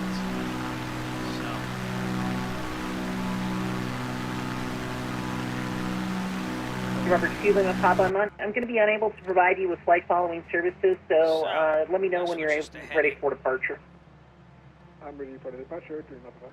November 2 Lima Papa, thanks. There's traffic overflying the airport midfield at 9,500. He'll be no factor. Left crosswind departure is approved. Runway 21 clear for takeoff. Clear for takeoff. Thank you to Lima Papa. Alaska 1364 departs. Dodger heading 070 after Dodger to 718 3000. Turn left onto course here, so there's someone departing. Alaska 1364 depart Dodger heading 070 vector final after Dodger to 718 3000.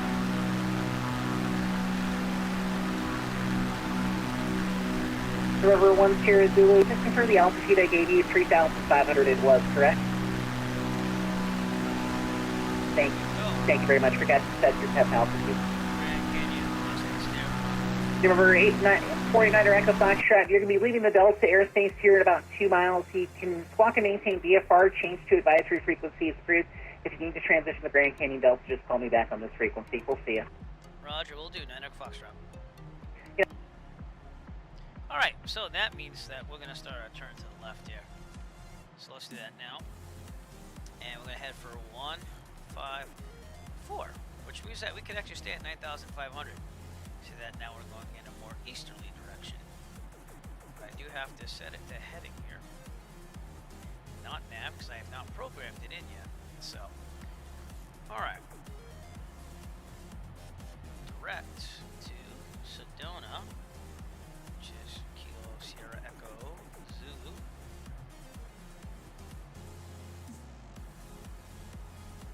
Oops. Sierra. Echo. This is why you have a co-pilot, right? They can control the GPS for you. But I have it on autopilot, so we're fine. Nope. Come on now. Nope. There we go. Sedona, Arizona. Next stop. And then we're just going right back to Scottsdale. So Sedona is non-towered though. So we're not going to need anything from Sedona at all. And one last look at the Grand Canyon. Now, did I know, people? If I had time, I would, oh, okay. Well, thank you for letting me know. I'll turn up the microphone. How's this? Grand Canyon's out there in the distance. And I know people would love for me to go take the visual tour and stuff, but I just don't have enough time today with the nice kitties here at home. So we'll just settle for, that's the Grand Canyon. That's Grand Canyon National. And now we're heading to Sedona. And thank you very much for MN Runner for telling me that my microphone was not loud enough. I'm on OBS for the first time. So Streamlabs OBS kind of wasn't working well for me at all. And so I had to switch to this, which is not like a terrible, oh my god, consolation prize.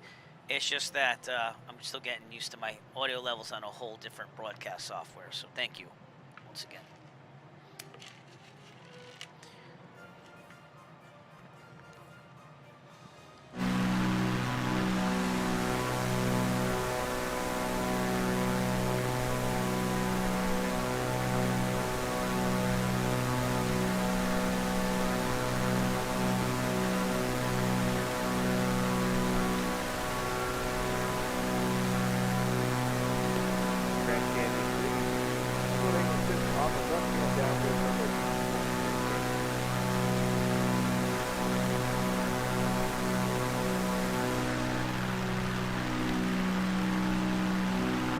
Frame rate picked up, I'll give you that. So, but all right, here's where we are with everything. We just left Grand Canyon National, right there. So if you go into this area right here, there's like a whole bunch of different VFR rules that you have to follow. So I'm not gonna go there. It just takes a little more planning than what I had time for. So we're going to Sedona. We'll be heading over this area right here. We have Sickbreeze Mountain there, with a peak of 9,300 feet, so we gotta watch ourselves over there. Probably gonna try to get more to my left side on that one. And then right back to Sedona, Arizona. So, been a pretty beautiful flight. I mean, the mountains are cool, the scenery's good, and I have lots of downloaded scenery. Remember, I don't remember half of what I've downloaded because I basically went to flightsim.to and downloaded all the US stuff. Like every single one of the freeware. Grand Canyon traffic. So. Mooney 816 left base runway 21, Grand Canyon.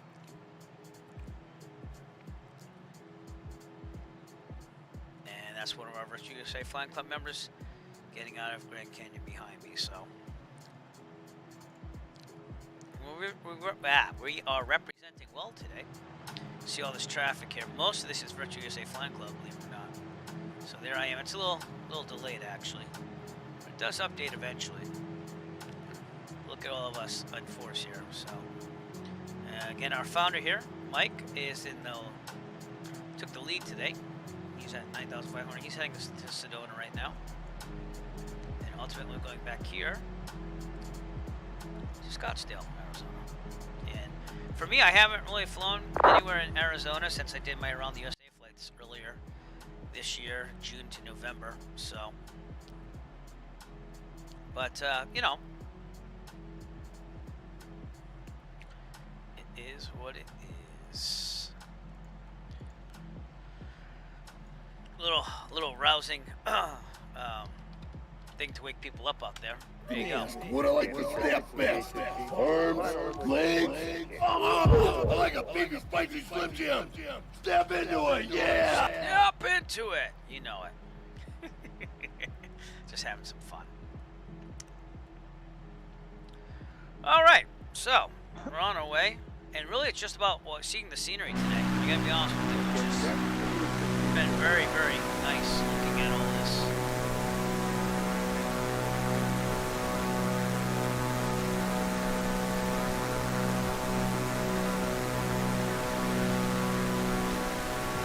Grand Canyon out there in the distance.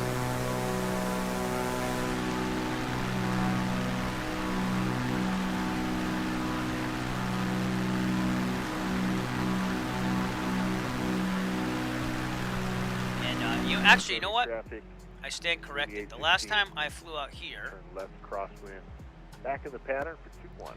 Was during the Cannonball Run event in December, because the Grand Canyon National Park was one of my proposed destinations, but we didn't quite make it there. So, because of fuel and fueling up somewhere else, that was a fun one.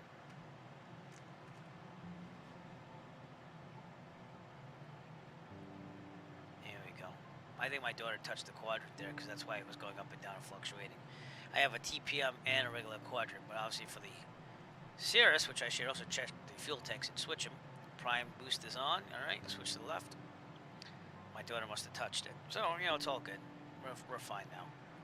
Grand Canyon, maneuvering speed's about 133, so downwind runway 21, maybe we can get up to Canyon. 60% power. And I'll check the leaning of the fuel one more time.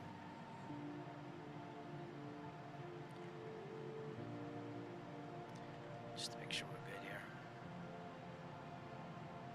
Yeah. Alright.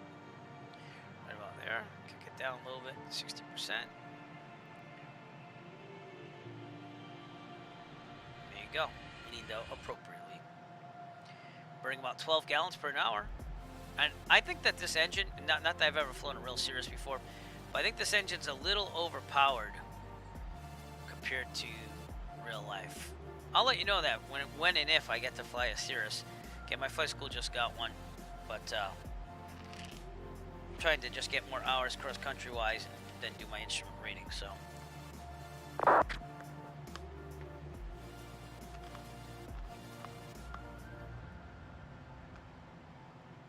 Grand Canyon traffic, Twin Cessna 114 West Papa is 10 miles to the south. We're inbound. We're gonna enter the left downwind for runway 21, Grand Canyon. You could also have ground speed picked up because now the winds are with us. Let's check where the winds are actually.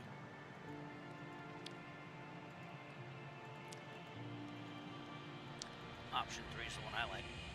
Yep, 359, 12 knots. Now we have a tailwind, so it's helping us on our way back. We should be at Sedona in about 18 minutes or so, according to this. So, zoom out a little bit here.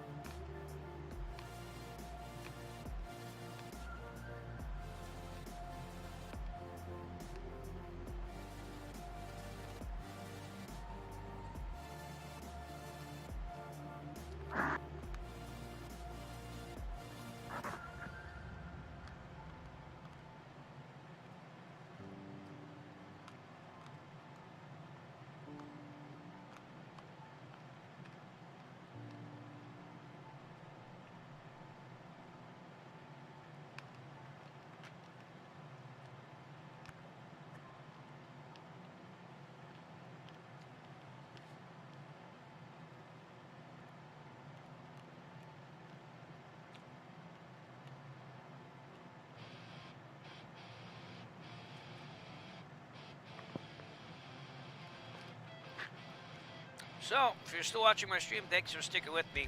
Today's been kind of weird, I know, because I haven't eaten popcorn like the whole stream. So I'm sorry, I was just kind of hungry. On the East Coast here, we're at 4 p.m. Eastern Standard Time, so I'm getting towards dinner time, but I need my little afternoon snack. So, appreciate you putting up with me. I did skip my bike ride, though. I was going to go for a bike ride today. It's going to get dark in about an hour. Let's see what the watch says. So I have to go tomorrow. Seeing that I can't fly for real because the winds are going to be bad. I have to check that out too. See if I made the right call.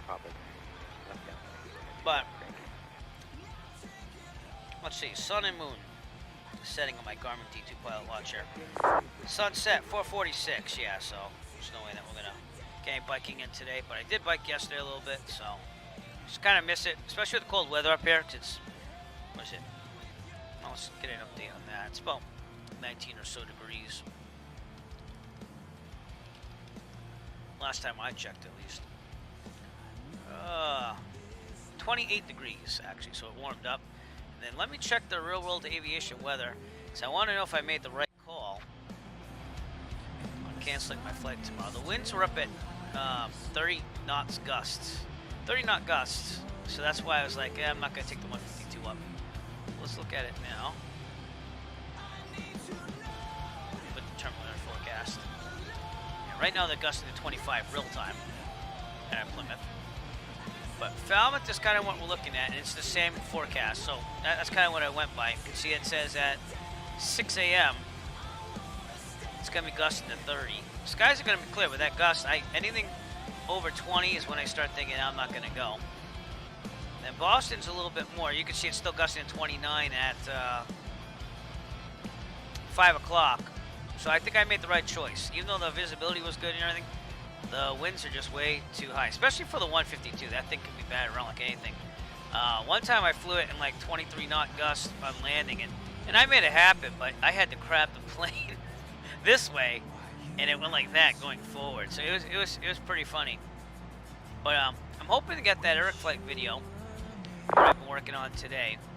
It's fun. There's some nighttime flying for you on the. Hopefully get it edited and done and posted to the Eric Flight YouTube by the end of tomorrow, hopefully. It's a shorter video, and it was just me getting my night courtesy landings in. But I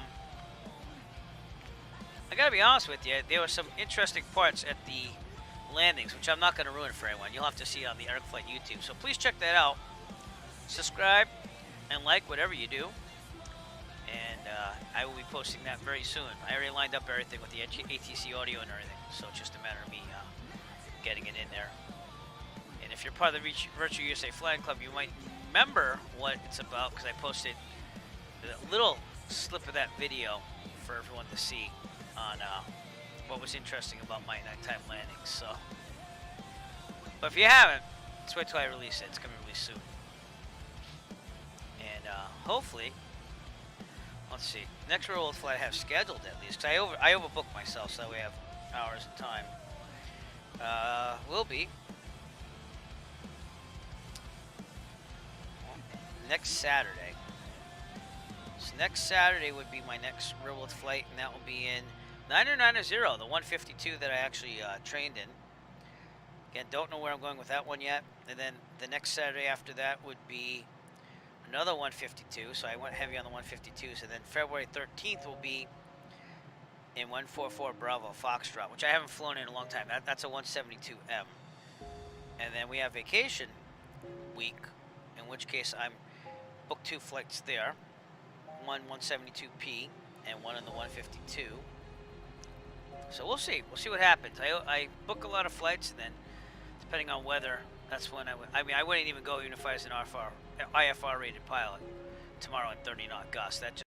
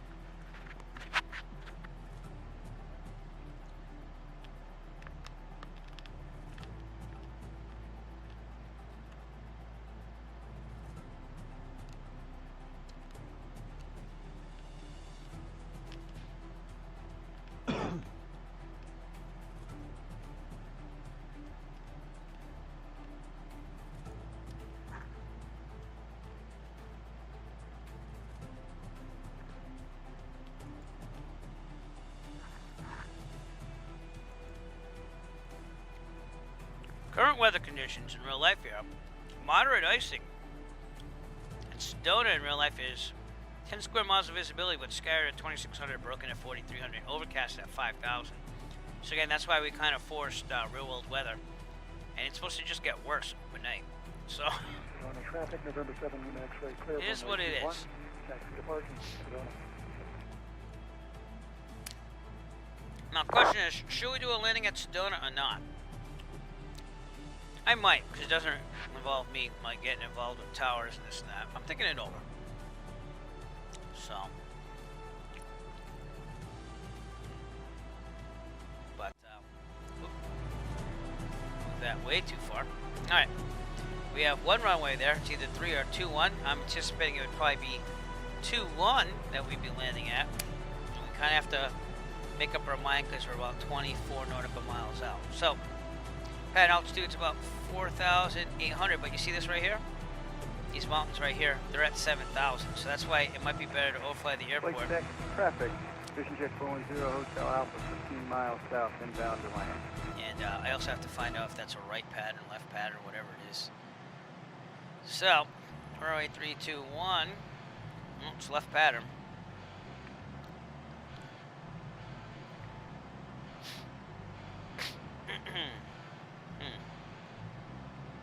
We're outside some restricted airspace here too on our left. I don't know what that's all about, but and Flagstaff's out there to our left as well. So is that the restricted airspace? No, that's not. It looks like a base though, doesn't it? Like a military base of some sort. But more looks like it's over this lake or something. I don't know.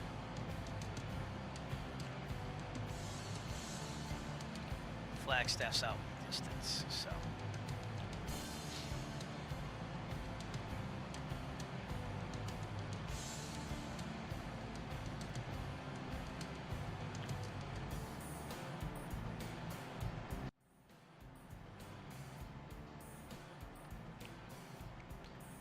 But, shall we do the landing? Or shall we not do the landing?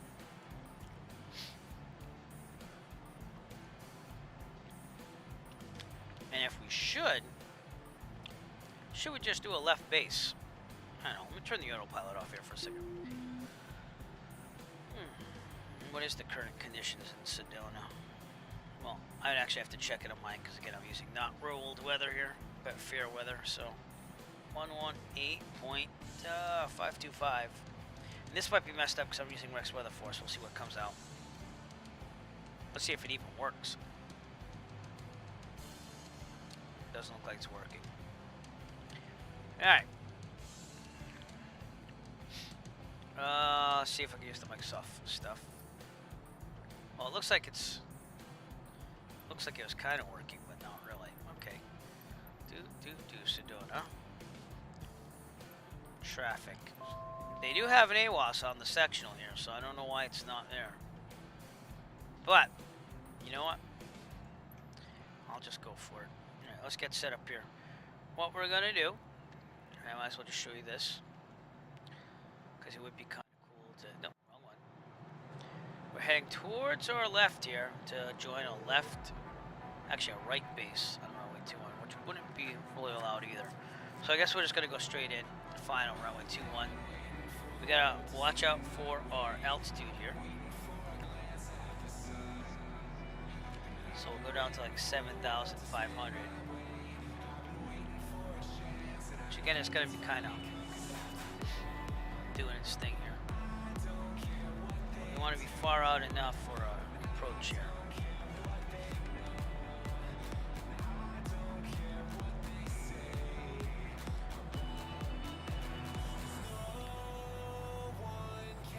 Sedona traffic, Sirius Thunder Foxtrot, 15 miles to the north. We're going to be setting up an extended final for runway 21, Sedona.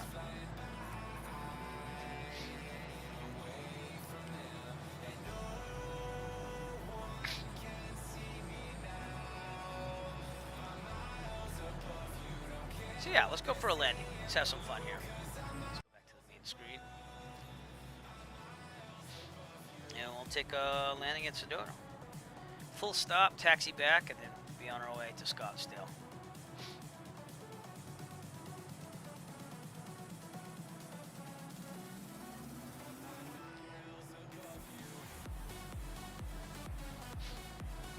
Flagstaff traffic, Vision Jet 410 Hotel Alpha, left base final 21, full stop, Flagstaff. Sedona traffic, November 7 Lima X-ray departing runway 21, VFR southbound, Sedona. Right, so I got someone departing there.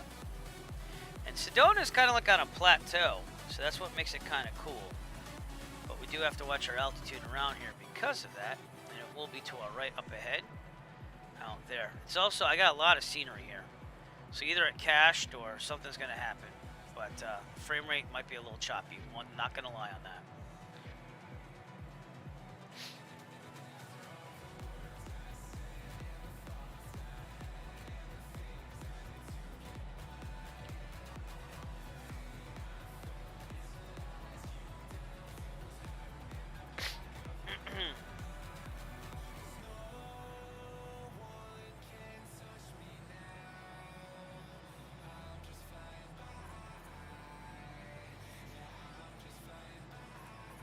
Turning a little bit closer to the airport now. You can see it right here on the GPS here as well. So I'm gonna come right in. I'm extending way out here to go final for only 2-1. Which we should be fine because we're a good 12 nautical miles out, so. Again, sorry about the choppiness of the frame rate, it's not much I can do.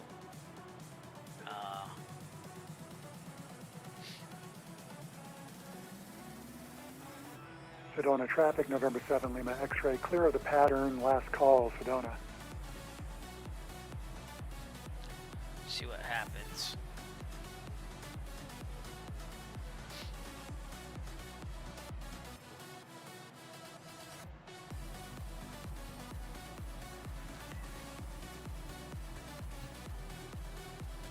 And if there's any Microsoft Flight Simulator traffic there, we're not gonna pay attention to it. Don't worry about that. Sim only.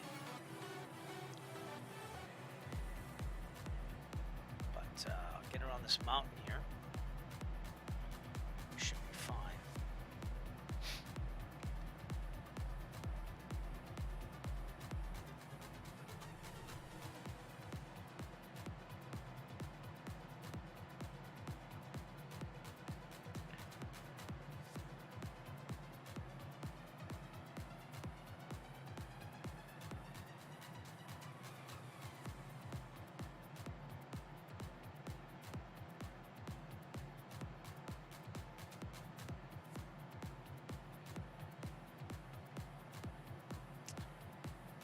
Okay, 10 miles out.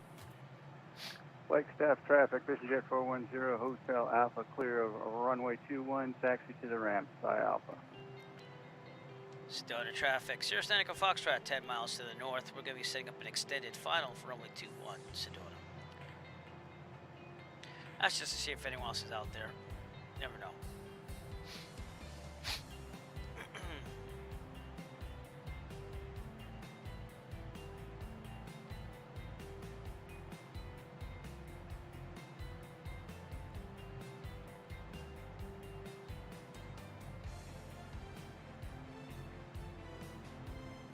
Okay. Okay, I'm going to keep it kind of wide just to have this range here, because it's supposed to be an extended final, excuse me. Not a right base, so, because that would not be following the traffic pattern. Now, could I go on a right base? Yeah, sure, I could. Do you want to do that? That's up to you. I mean, I'd rather follow the flow of traffic. But, we'll see. Oop, got a little wind here coming off the hills and mountains over here.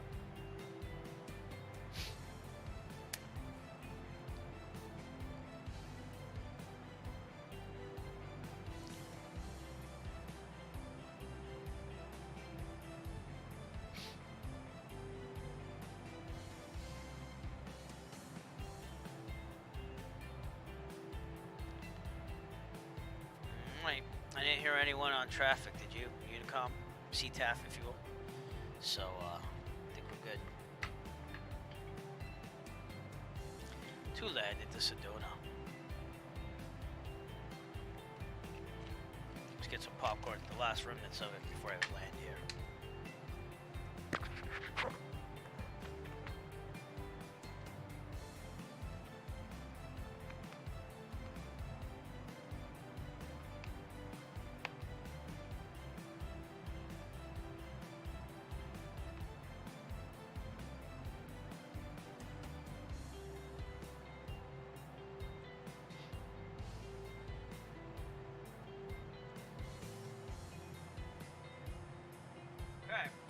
And as we get closer, we'll have this little mountain range here on my right to worry about. It's at 7,000 feet, but the airport elevation again is 4,800. So we want to be about 5,800 or so as we get down here. And we're going to be hooking a right here, turning right on final, extended final, if you will.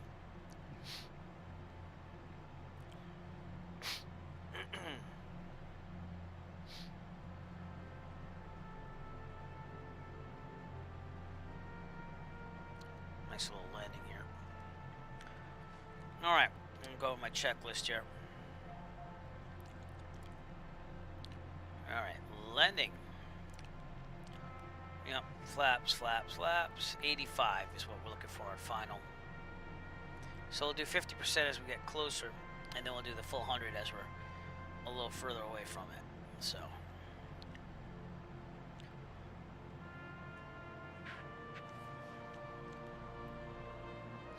But you guys see it right out here on our right as we get in here. Sedona traffic, Sirius 9 Echo Foxtrot, 7 miles to the northeast, setting up an extended final for runway 21, Sedona. This beautiful scenery. I downloaded this stuff too, so that's why again it's choppy, and I'm sorry, but it will clear up as we get out of here. And again, this is the first time I've used OBS and not Streamlabs OBS for my streaming, so trying to get the settings just right. But you can see, look, the elevation goes right down, which is what I was anticipating. So that's why we're doing an extended final, because rather than get in there, try to do the left and this and that, it's just easier this way. So.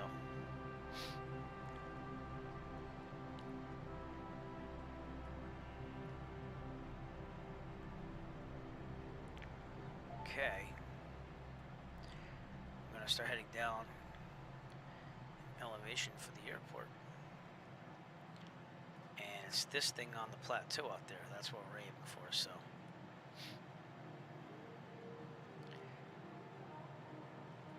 But you can see you got to be a little careful around here. Especially with this over here on our right.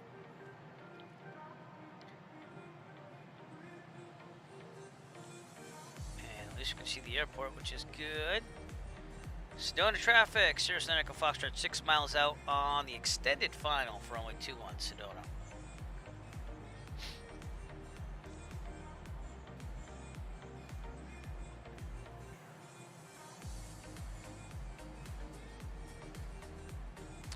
Alright, and pattern altitude's 5,800-ish. We're looking really good. Well, it's exciting. We don't get any flying like this in the East Coast, I'll tell you that. Closest you're going to get is New Hampshire and Vermont with the mountains. But is it exciting, huh? Wow. Okay, trimming down. Get a 25% power here. And then we want to descend about 500 feet per minute or so. So we'll see if we can make that happen. Trimming up in anticipation of that. Again, sorry about the choppiness. Not much I can do with all this added scenery, but we'll make this happen. We're gonna report 4 miles out in the final.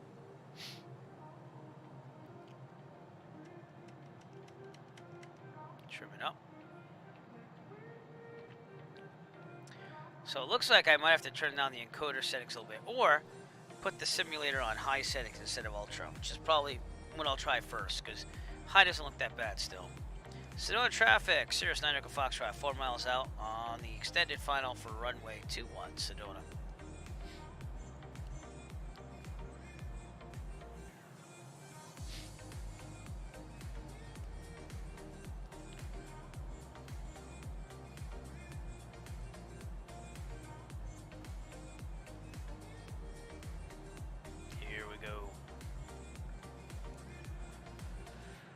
Alright, with that, I think it's 119 is 50% flap extension speed. Yep, and then 104 for 100. Okay.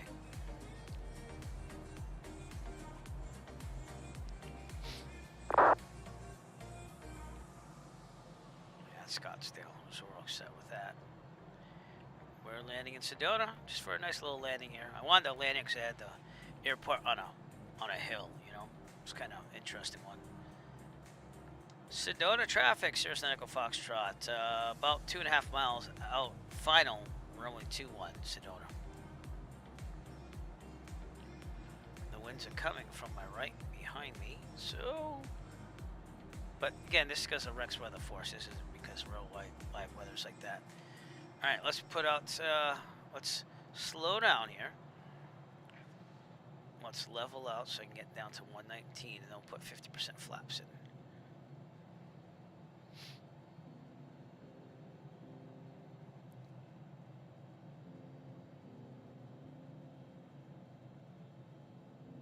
%.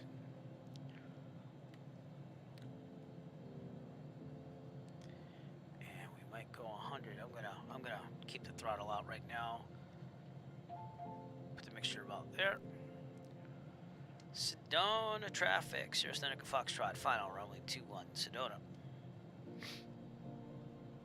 And see that young one? We're gonna pretend he's not there because he's not on VATSIM. He's on Microsoft Flight Simulator. So. Alright, full flaps. I'm gonna. Throttle's already out, so. Full flaps, 100%. See what it's supposed to be. We're a little high. Throttle's out, not much I can do. Also coming in a little fast. Probably could have done with a better setup.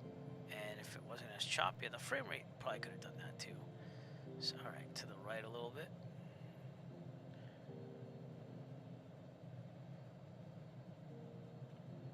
$500. There you go. It's gonna bleed off by the time we get down there. So it might be a little extended on the runway, but. $500. $500. Throttle's out still. Okay. Don't worry about anyone else there. They're not on VATSIM. So we're just going with it. This is like the default training airport for Microsoft Flight Simulator. So you're going to see a lot of different people here. Okay, pulling back. And watch that airspeed bleed off to where it needs to be. A little too fast.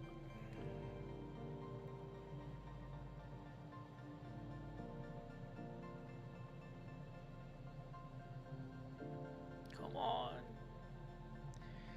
Oh, it might be going around halfway down the runway, but you know what? We did it. That's what matters. So my rudders suck, so just go with it. You can never get these rudders to be gentle. Catch you later, fellas. All right, we got aerodynamic braking going on. We have full brakes, and we are good. All right, let's get off the runway. See my plate here. We go.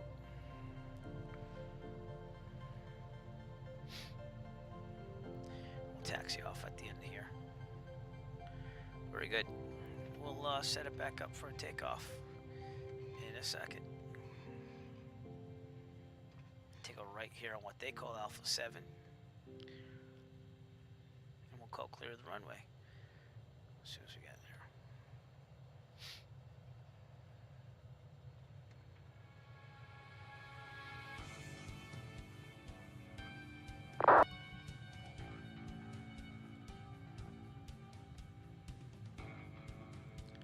Sedona traffic, Sirius Echo Foxtrot, clear of runway 21, Sedona.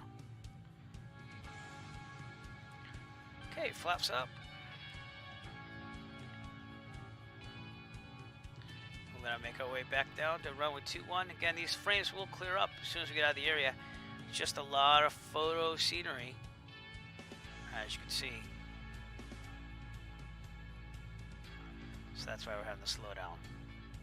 So again, apologize for the frame rate. Not much I could do.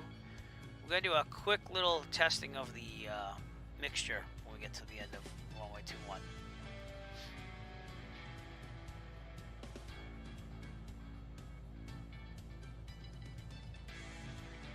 So I'm thinking I'm probably going to have to turn down the encoding settings.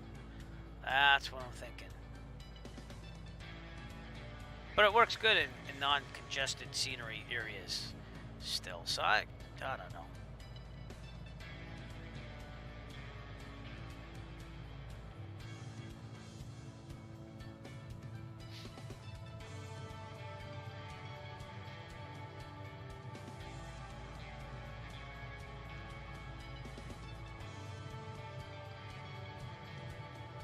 It's a cool airport, though.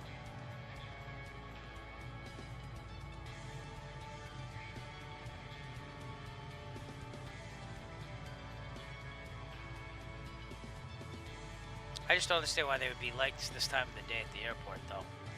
It's local time's only 2 o'clock out there, so I don't know.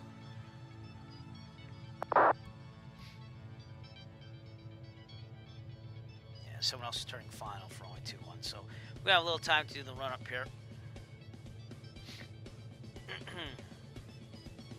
It's not really a run up. It's just to make sure I got it leaned out the right way.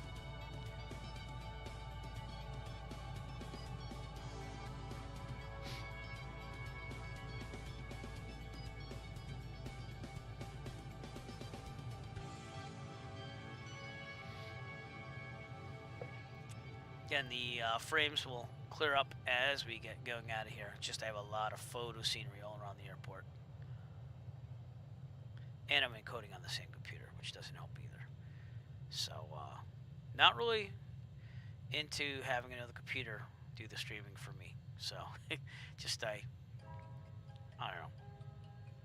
I don't think I would make enough money from streaming to do that, number one. And number two, I just don't see myself doing it, so. But alright. Getting to runway 21 here at Sedona. It's clearing up a little bit on the frame rate, as you can see. Still not perfect, but I'm getting there. Alright, and there's someone coming in on final, so we're going to call as soon as I test this out here.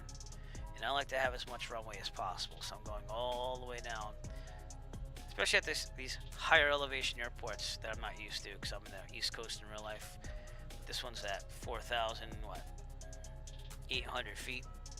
So we're going to test to make sure that, again, we have the mixture being down enough. And then we'll get on our way. But we should see someone landing here soon. So.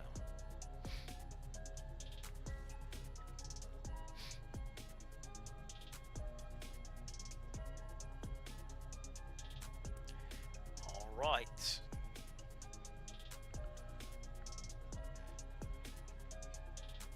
Man, I would love to fly out here in real life someday. Oh, he did land. I just didn't see him. Okie dokie. Alright, here's what we're going to do. We're going to make it go to 1700 or so. Give you some power here. I got the brakes set. And we're just going to lean out the mixture to get maximum power here. So here we go. We'll keep it at 2,000 anyway. That's fine. 48. See what I'm looking at? The power percentage. See how it went down? So it looks like 49% is where we want to be. Maybe not. No, the other way. 48.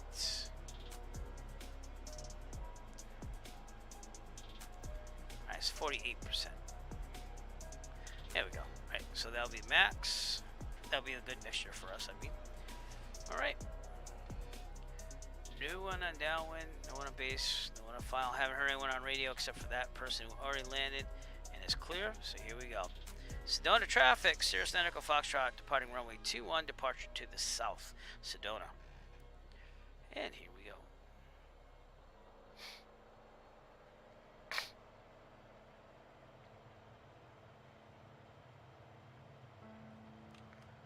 Okay, I'm also going to do that. I'm going to set it to my real altimeter setting here from Rex Weather Force.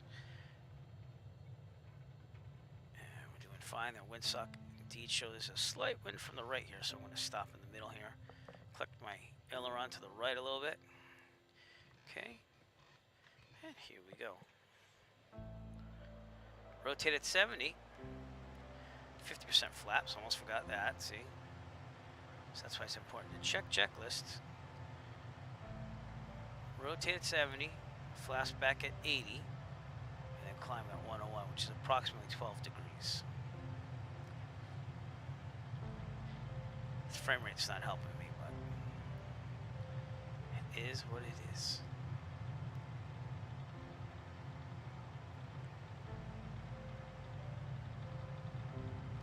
And rotate.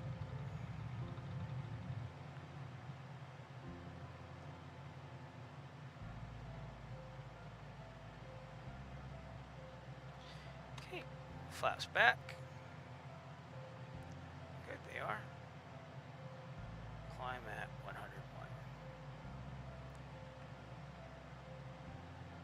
Okay, and we'll continue with 9,500 as our altitude to be over associated mountains and stuff like that.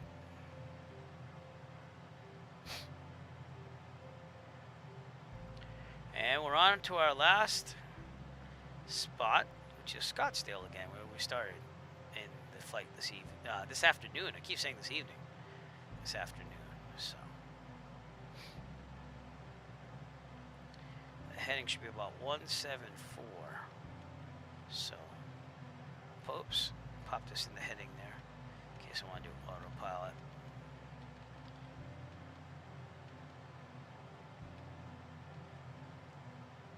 Good enough. All right. Autopilot, vertical speed going up. Engaging autopilot. There you go. I just used it on my yoke. It's better that way. And heading. And let's turn this puppy around and get to Scottsdale, Arizona, which is Class Delta, in which case I will have to call for tower and stuff. So one more time, take a look at where we're heading here. We just got out of Sedona. We're turning slightly left to go on course to Scottsdale. And wind should be working for us as we get there too, which would be awesome. Keep an eye on our airspeed here as we climb. And once we get out of Sedona, by the way, see all this? This is what's slowing us down. All this real world Google imagery, but boy, it looks beautiful. You know, Sedona, if I had money, Sedona would be a place I'd fly to, no problem. Time and money. So, we got a little ice there. I don't know if that's supposed to be there, but.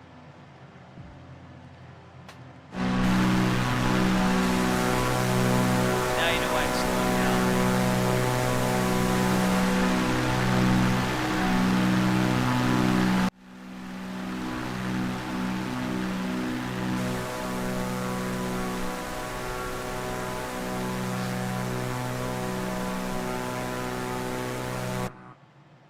Just really tough on the frame rate here.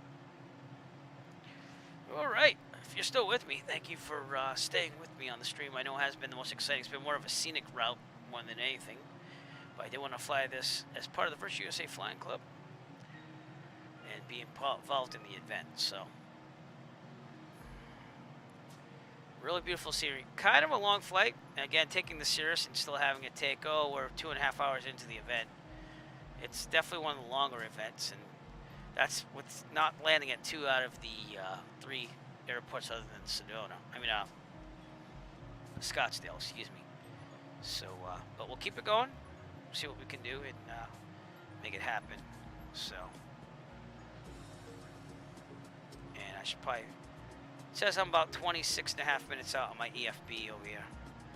But we could set this up too, seeing that we're on autopilot. I have time to do that. Kilo Sierra Delta Lima.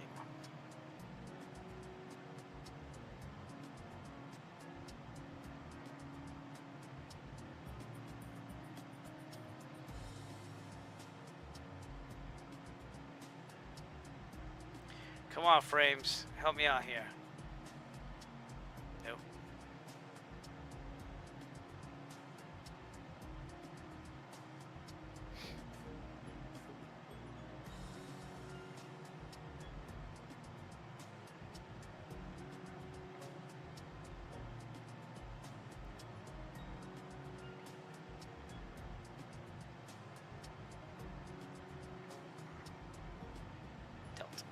Okay.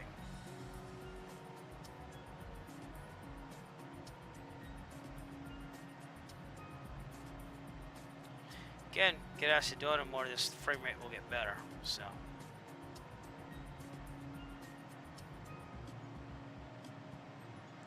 Delta.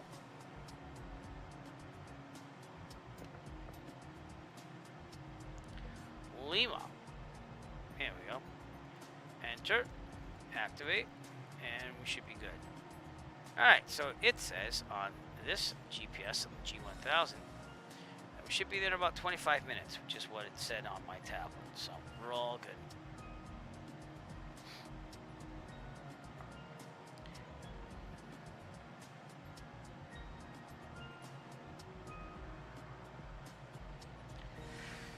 Oh, excuse me.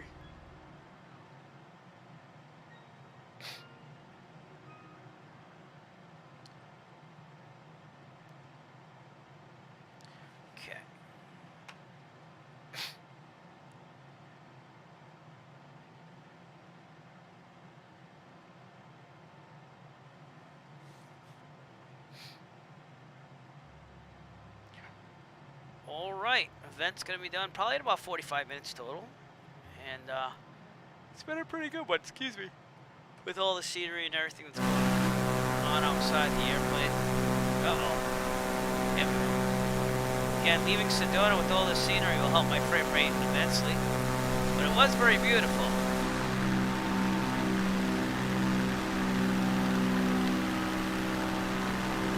So, appreciate you sticking with me if you're watching. Excuse me. Oh, I need to stretch. It's not like the 20-hour flight, though, from JFK to LAX. That was done over the holiday break for myself. And CDL, who's a Twitch streamer, was had a cannonball run event, which was kind of cool, so.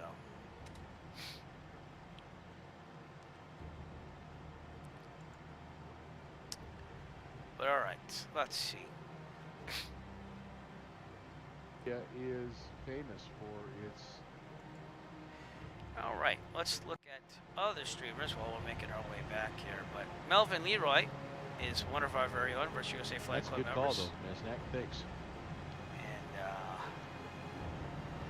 let's see. All right, so from the northwest, within the Sedona Valley, there's a small mountain with a U-shaped dip in the middle. I think that's what I right did. Through the middle of that, and puts you right over the top. Oh, very good. FBO at Sedona is called Red Rock Aviation. Very cool. Evidence, please. So you got rid of the arrow at the top. I know what you mean, sir. Good to see you, by the way. Sedona was tricky, Eric Flight. Hey, Eric, we were watching you, man. While I was on the hold there at Grand Canyon. And you did an extended final. Okay, okay. Very good, very good. Well, welcome, everybody, from Eric's channel. I am happy to be your in-flight entertainment. Cultivator had a cross-country schedule for today to Sedona. Yeah, who would have thought, right? Arizona, got to cancel my flight due to icing. Wow, that's amazing. Very good. Yeah, well, Eric, looked like you guys were having some fun. And it's been a heck of a lot of fun. All right, so we're looking for, Zach is saying I'm looking for a small mountain with a U-shaped dip in the middle of it. Okay. Let's see if he goes the same way as me. I'm kind of intrigued. We'll look for that. Because yeah, we do. We popped you in. You weren't really our in-flight entertainment, Eric. You were more of our ground hold entertainment. Yeah, cool. In fact, I still have you up. I go split screen. You're still up, man. And look what I did. I totally copied your layout. Cool. Now it's me watching you, watching me, watching you, dude. I totally copied you, man. I thought yours looked really cool though, dude. So, oh, you got that from Dane, so we both copied Dane. Your background is kind of neat though. I like that. I like the keys, the key rings over there, man. That's pretty sick. Okay, so we're hitting the Sedona Valley.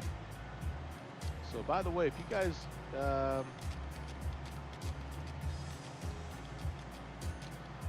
know Eric, go give him a follow, man. He does a great job. Real life pilot. And hops in here with us sim jockeys from time to time and shows us how it's done. So, frame rates seem to be getting better. Again, getting out of Sedona, like I said.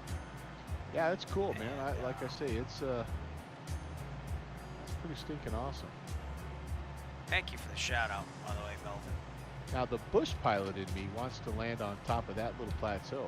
If I was in the Beaver or something, you know, but look at all these places, these flat tops the guy could have some fun landing on.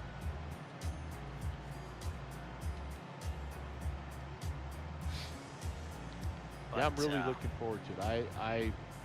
It was the last scenery that I bought when I was still in P3D, and so I flew into it there. It was an Orbix scenery, just breathtakingly beautiful in the Orbix world. And you know, this of course, well, there's one out for X-Plane, which is a level above P3D, obviously in terms of the overall scenic value. And now this one here. We're still climbing to 9,500, by the way, too. I'm just really excited to see what it looks like. Yeah.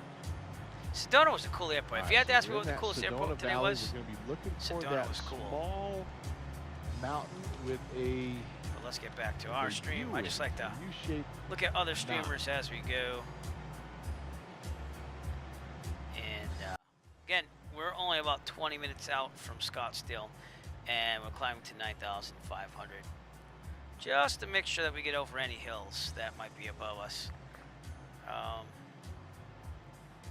right, below us. Did I say above us? I did, didn't I? Oh my God. Whew. But it's been a very scenic, but yet long flight tonight. Today, this afternoon. I keep saying evening. I'm used to flying at night.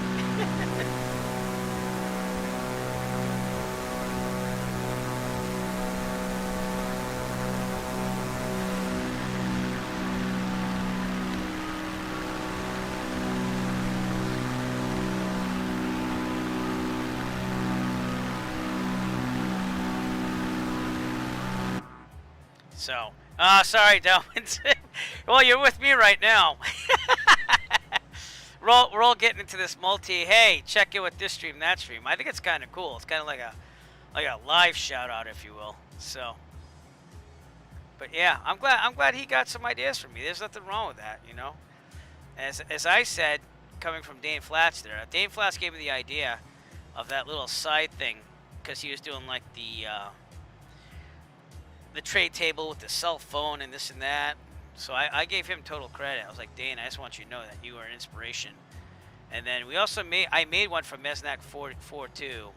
He subscribed and like was just very involved with me on a couple streams. So I was like, dude, let me give you one. You want one? I'll make you one. So I made him a Mesnac 42 one. So we're doing well. The frames are a little low only because of all the add-on scenery I have, and I'm also trying OBS for the first time.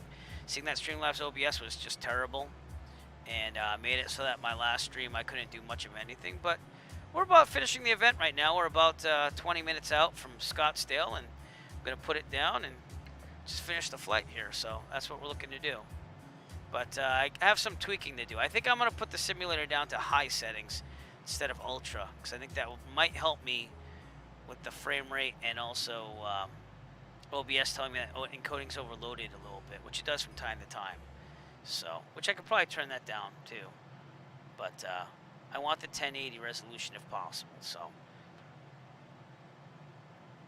but it is what it is. We're climbing 9,500 again just to get over any high hills or anything. There's some up ahead that's like at 6,700, stuff like that. But we'll get a better viewpoint into there. So, oh, Downward Sim, thank you for following all that me kind of stuff. on Twitch. We don't do that kind of flying here. It's dangerous and irresponsible. Too many lawsuits. Well, who does? Flat. But yeah, it's been a very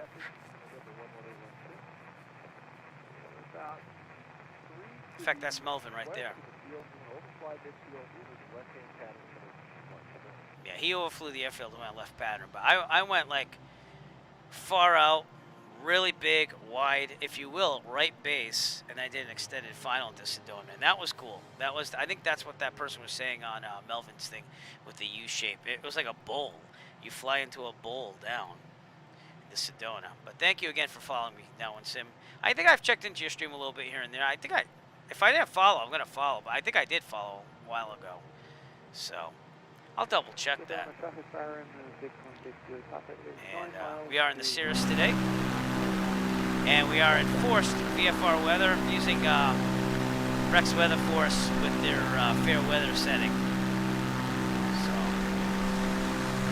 and I don't know if you saw that thing from Melvin's stream, but someone actually had a real world cross country to Sedona scheduled, and they had to cancel due to icing. So it's that bad right now out in Arizona. So yeah, likewise. Thank you. Try to support each other, try to have fun, you know. I guess, again, I have some tweaking to do with the frames here because I just have so much scenery. So I'm at 199 gigabytes of scenery and counting. I went to flightsim.to and just downloaded every single thing of scenery. And I only loaded the Southwest today for scenery before I started the simulator, but it still took about 6 to 7 minutes for the simulator to load. So it is what it is. I wanted to see Sedona in all its greatness. Promise that it was very laggy with the frame rate. I'm getting up to the Phoenix metro area just to show you where we are here. So we are out there and coming up right on the Phoenix there. Scottsdale to the northeast of Phoenix. So not much more to go. Not much more to go at all.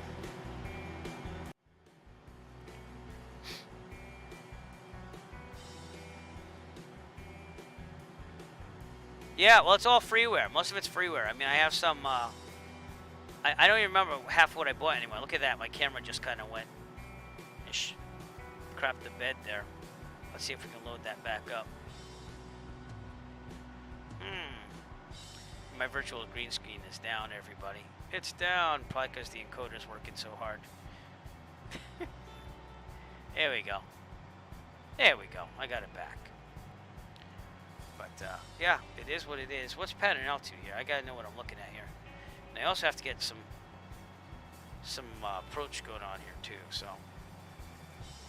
Alright, so, who is up? Salt Lake City Center, Denver Center, LAX Center. So no one is up for where we're going, which is fine. This is all Salt Lake City and LA and Denver. So I guess we're on our own. I'm gonna treat it like it's non-towered, so. But we'll stay a little higher still. We're still 47 nautical miles out. And then we'll descend through. Make a landing here. Let's check out the chart supplement, see if it's left or right patterns. Whatever it is. See Scottsdale, runway 3. Left. 2-1 is a right pattern though, and that's probably what we're landing at. So it's good to know that. You can see that right traffic thing right there. Runway 21. So good to look at that in advance. Let's get our chart ready to go. Airport diagram ready to go. The Mooney on the down, we have you in flight that will follow you. And thinking, seeing that it's a right pattern, I might go for a right base entry to 2-1. That's what I'm thinking. So, again, having all this planned out in your head before you do anything is great to know, you know. Pattern altitude, Scottsdale is 1,510, so it's like 2,500. And we will descend there as we get closer. But yeah, it's been a really scenic route. It's a little long, even in the Cirrus, which I picked because it's the fastest GA aircraft. In fact, it's about to overspeed there. But it's the fastest GA aircraft I fly. I fly mostly GA. I don't really do multi-engine or anything yet. I kind of follow what I'm trained to do in the real world. But the Cirrus I haven't flown at all yet. My flight school just got an SR-20, so I hope to fly that sometime. But you need 100 hours of pilot and command. I think I'm up to 60 something. You know, I got my pilot log right here. So let's see how close I am to that. Because I thought they meant 100 hours total, like flying, but no. Actually, I'm above that. I'm 65 and a half hours. So I have another 30-something hours. There's probably like another 15 cross-country flights or so. So it's fine, because I still want to get my instrument rating as well. But I think that's where I'm going to draw the line.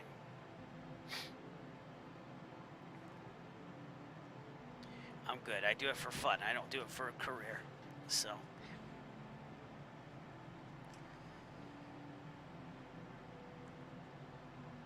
But we are getting there. 15 minutes out.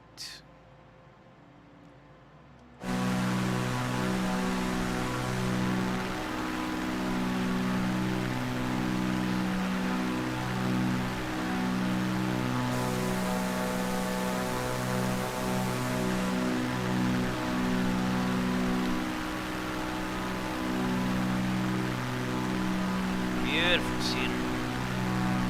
Probably also should have taken out the fall, autumn scenery, because ideally in the southwest here it'd probably be all green and not orange and green, but that's cool. Still looks good. Could just be like dead trees or something, right?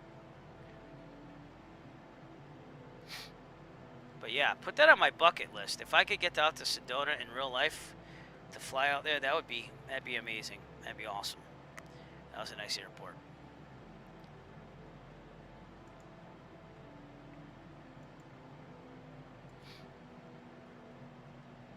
I live in Massachusetts, so I am not used to desert, stuff like that, but let's take a look at where we are in all this then. Got Simaware right here, and I'm a little clear from other people. I got a couple more behind me. And then I guess I'm next. So some people already ended the event. They took the multi-engine and faster aircraft, so, but get 165 knot ground speed on the Cirrus, which I don't think is that bad. I got a tailwind of 12 knots, so that's what's helping me. And then going up north, we had obviously the headwind, so. But there's another member, excuse me, the Moody, and he's not in Sedona yet. He's still out there. I think that 1, 2, 3, 4. I think there's 5 of us left, so that's where I go. But I actually fly out of Plymouth, Massachusetts in real life. I rent out of my flight school still while saving up for a plane. And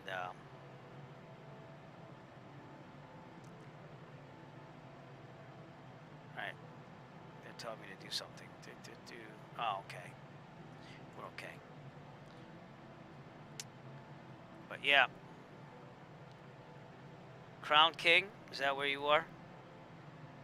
And it's to the west, right? Of my location. Court Lake, Crown King. Wait, Crown King. Oh, there it is. Yeah, I see it right here. Yeah. So we're over here. Crown King's over here. Is that where you are?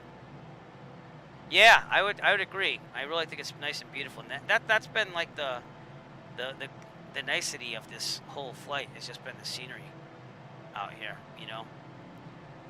Usually, the thing about New England is that we have a little of everything. I've flown to New Hampshire a little bit and this and that, so. But yeah, it's not that far off from Crown King, as you can see. So it's right near this mountain range right at the 6,704. So.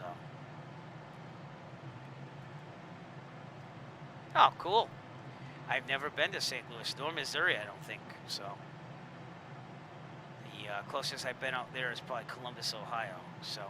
But who knows, with being a private pilot now, and hopefully saving up for my own plane someday. I'd like to fly to more places. I'm just about at New York. Basically, I've branched out from Plymouth to like southern New Hampshire, and I've been doing a lot of Connecticut lately.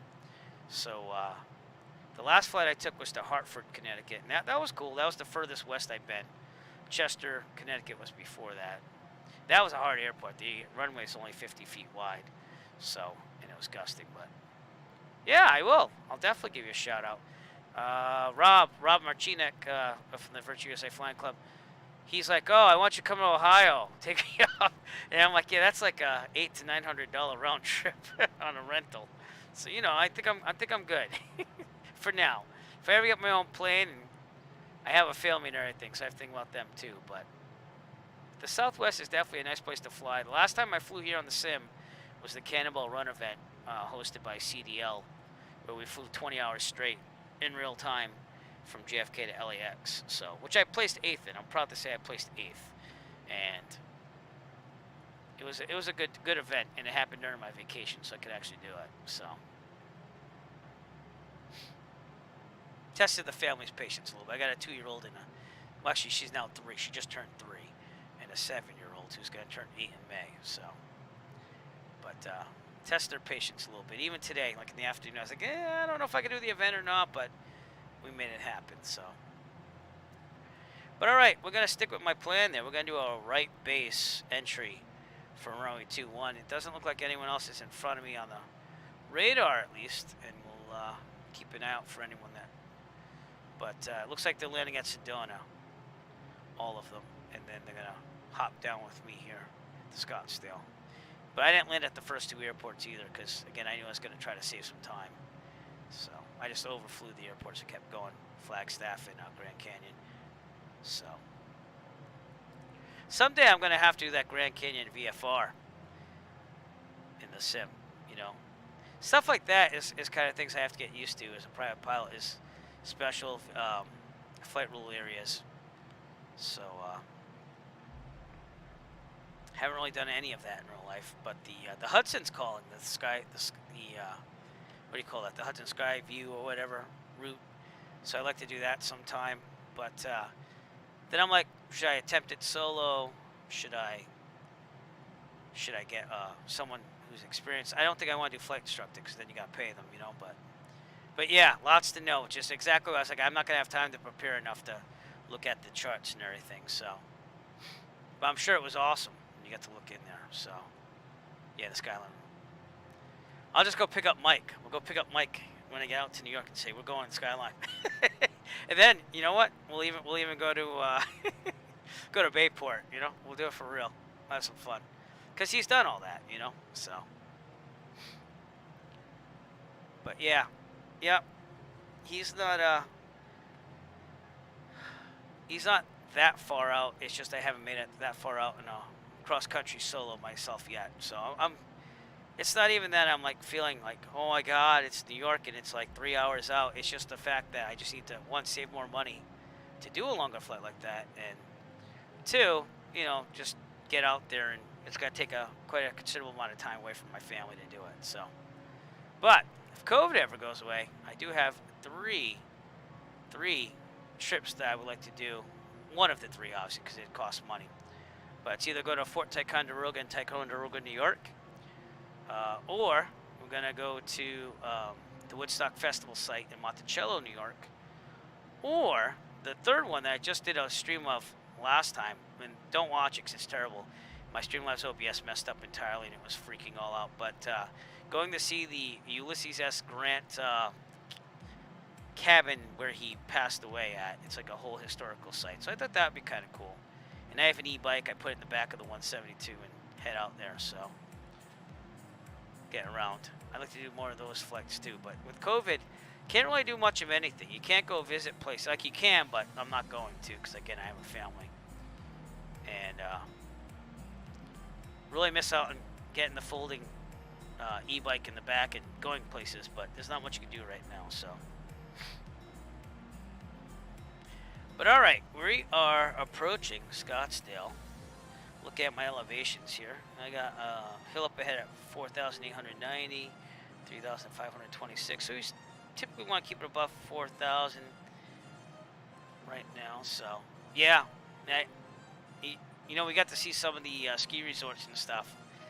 But you got like the probably boating and stuff too. But never been to Phoenix. Out west, I've been to LA twice. So Las Vegas, I think I went 2 or 3 times, and that's about it for the west. So I have a gentleman that follows me on the Eric Flight YouTube channel, and he's originally from Plymouth, the Plymouth area, but he actually lives in Seattle, Tacoma area. So I told him, I was like, well, if you ever come out here, we'll go up. If I ever get out there, we can go up, you know. So, but all right, let's start descending here. Let's go on to 5,500. We'll use autopilot. We're just gonna stick with it. Yep. So set up for 5,500. Vertical speed going down. Kick back on the throttle a little bit. And let's get set up here for right base entry.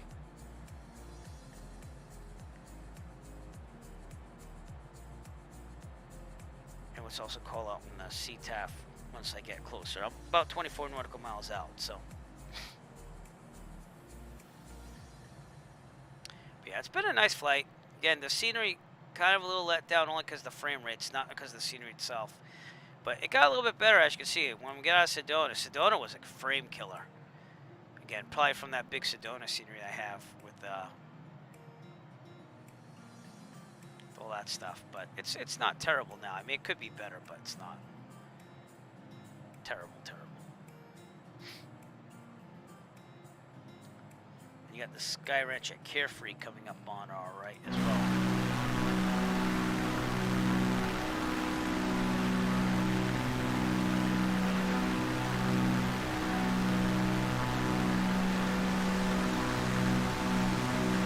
Zach's one of ours too, so I think he already finished though, so he must be flying somewhere else. And I don't know if anyone else. I don't know if any of our other members are logged in as Microsoft Flight Simulator. I am, so that's why you see the traffic. But all right, we gotta make this go down a little bit more. But yeah, I can't wait to fly a Cirrus someday either. So. Gotta build those pilot and command hours to get to 100. I have the insurance already. I insured the rental insurance for enough to go to Canada, even though you can't. Just so, because I said, if I ever want, I don't want to be hassled by insurance to go anywhere that I want to go. So I got more than enough to do that. But I've been looking at planes, you know. Bitcoin's been good lately. So not that I cashed out because I'm hanging on to it for lower taxes, so I'm trying to hold on to it for a year and then see what I can do. And we're not close to having enough for a plane down payment, but we're getting there. And then there's a flying club out of a local General Aviation airport that contacted me the other day and said, "Are you still interested in being on the list?" Because there were like 11 people on it in front of me, and I was like, "Yeah." I mean, I'm still saving the money, but I think I'd rather go on like a partnership of 2 people rather than a flying club of 10. And I understand that you think the costs are low, but they wanted $11,000 down payment, and then I think it's like $75 an hour to rent the 172, which obviously is not that bad at all, you know. But I pay $125 wet at my flight school for a VFR 172P, so it's kind of like that down payment is and there's 10 people on the club on the 172, so it would I don't know how much they would be renting around me and this and that, but I think that it'd be kind of limiting with 10 people, you know. So would it be cool to say I owned a 1/10 share of a 172? Sure, but I haven't even gotten to see the 172. So I think it was an M model, which I have flown one before. So with the spring-loaded flaps button, which takes some getting used to. You have to like count and estimate 1, 2, 3. Oh, it's that 10 degrees. Then you look at the flap indicator and it tells you. So after a while, you get used to the counting. But all right, I'm gonna call when I'm about 12 miles out. I'm gonna be 12 miles to the northeast here, and then say we're gonna be on extended. We might just go extended final again for runway 21. Now that I think of it, because I'm not really on a right base, and I'd have to shift over. So. just to show you actually with the setup here. That you can see I'm clearly going for the end of that flight path there for runway 21, and I'm just probably going to say extended final for runway 21. Make it easy and more direct. So in the real world, I always try to fly the 45 to the downwind, but I also can use the hours, and it also is the safest way of entering a pattern. So. Okay, getting that altitude down. I think we can go a little faster, so let me try to hush this down a little bit more. Again, sorry about the frame rates. Not much I could do with all the scenery. So, yep. Well, I was supposed to fly the 152 for real tomorrow, but I already canceled that because the wind's just supposed to gust at 30 over here in New England. And I made the right call because I made it without looking at the Boston forecast, just the Falmouth, which is right around where Plymouth is. It's a little south of it. And they were saying 29 at, I think it was like 6 a.m., 29 knots, but then I saw the winds going up, and I'm like, I made the right choice. So, if you ever you fly a 152 for real, 23 knot gusts, you know it's not going to take 29 to 30 knot gusts. And no. The last time I did that, I was trying to get current on my night currency for taking passengers. It's actually the first time I did that. And that was last January, not this past January, the January before. Actually, we are in January. Hello. And I had to crab the plane literally into the wind like this to make it go straight. It was quite interesting. And then I got down there, and my instructor was there, and he's like, "Wait a minute, you were up there?" And I was like, "Oh yeah." So, you'd be surprised. You know, the 172, I did that after I did my training. I did the 152 due to cost and stuff. But actually, I'm kind of glad I did. But it's yeah, 20 is about my cutoff. So if I see gusting to 20, I start thinking about whether I should do it or not. So, but I have landing in gusty conditions, obviously, because you go out, visit a place, and then come back, and it's like, oh, gusting 23, and you know, you do what you have to do. So, but overall, anything over 20, I start thinking about, hey, I don't know if it's gonna be smart flying today, because again, I do it for enjoyment. I don't do it to get places or anything like that. So. And I'm not going for commercial as of now. And I don't know if I ever will. I think I just want to keep it for fun. However, like my instructor, he used to work with me. We were both teachers. And he's like, "Oh, you should get your CFI and blah, blah, blah." And I don't know. I think I just want to enjoy the flying. But all right, descending down still. It looks like we're pretty clear here to the right, getting to the Phoenix metropolitan area. That frame rate has definitely improved. We're up to the 30s again, so can't complain about that. This little hill here is at 4,000. That's why I'm kind of like just looking at what we're doing. But I'm going to take it off autopilot soon. And we are going to have to call, so here we go. Where are we? Scottsdale traffic, Sirius 9 Echo Foxtrot, 10 miles to the northeast. We're going to set up an extended file for runway 21. Sedona. Scottsdale. Correction, Scottsdale. Okay, take it off autopilot. Here we go. And we'll just keep it going down. Trim it down even a little bit more. Kick back the power a little bit. Maneuvering speed, this is 133. So, but yeah. The difference between the 152 and 172, honestly, it's a lot of the same procedures. It's just that the 152 is a little bit lighter. So it's a little easier to control. This doesn't take as much force to flare and to get that thing up in the air. Because it's just lighter, you know. So, but I still want to fly a Cardinal someday too. I was even thinking of maybe, if the possibility arose, buying a Cardinal instead of a 172. Because the biggest thing I've run into, even with the 172, you can get 3 passengers into that comfortably, like 3 adult, real world weight passengers, such as myself.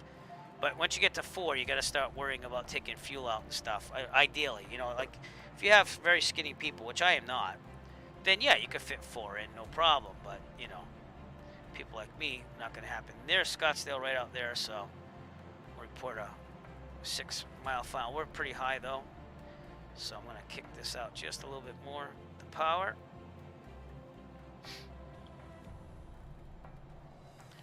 And here we go.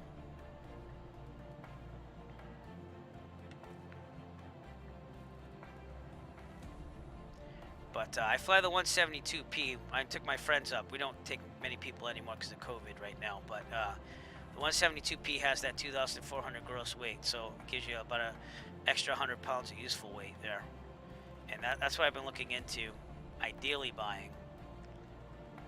And then we'll see. Like I said, I gotta get the down payment.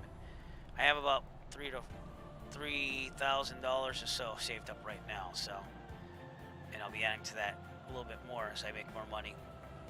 So,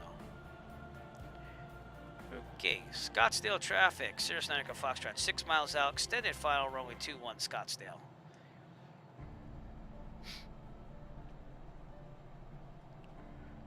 But yeah, I don't even know where I would go tomorrow. I was gonna plan that out tonight, but I gotta get my next cross-country destination ready to go. Because again, it's all about building time and cross-country time for the instrument rating, and also the pilot command. Now that they have the Cirrus, the SR-20, that I eventually want to be able to rent and fly. You gotta take the course, obviously. But I wonder who even teaches at my flight school, because I swear all they're doing is leasing out an aircraft from the Mike Goulian Aviation, who does the Cirrus training across the field. So, and I think he actually owns. I think they're just leasing it. So, and it's just for Alpha 1 people to get the opportunity to fly a Cirrus without going through him. Which I don't know if that made sense. Obviously it made sense business-wise to them somehow. But all right, we're gonna kick back on the throttle all the way back. We're also gonna level out now and get some flaps in here. So 119 is 50% flap extension speed. I'm coming in a little high, so that's why we got these problems. And then 100 at 109, but I might have to kick that in now. I gotta be honest with you. Yep, full flaps. That should slow us down. Throttle's out. We're very high. But we'll see if we can make this happen. It's kind of like what I did at Sedona. It took me half the runway. Scottsdale traffic. Cirrus Nautical Foxtrot, 3 miles out. Final runway 21, Scottsdale.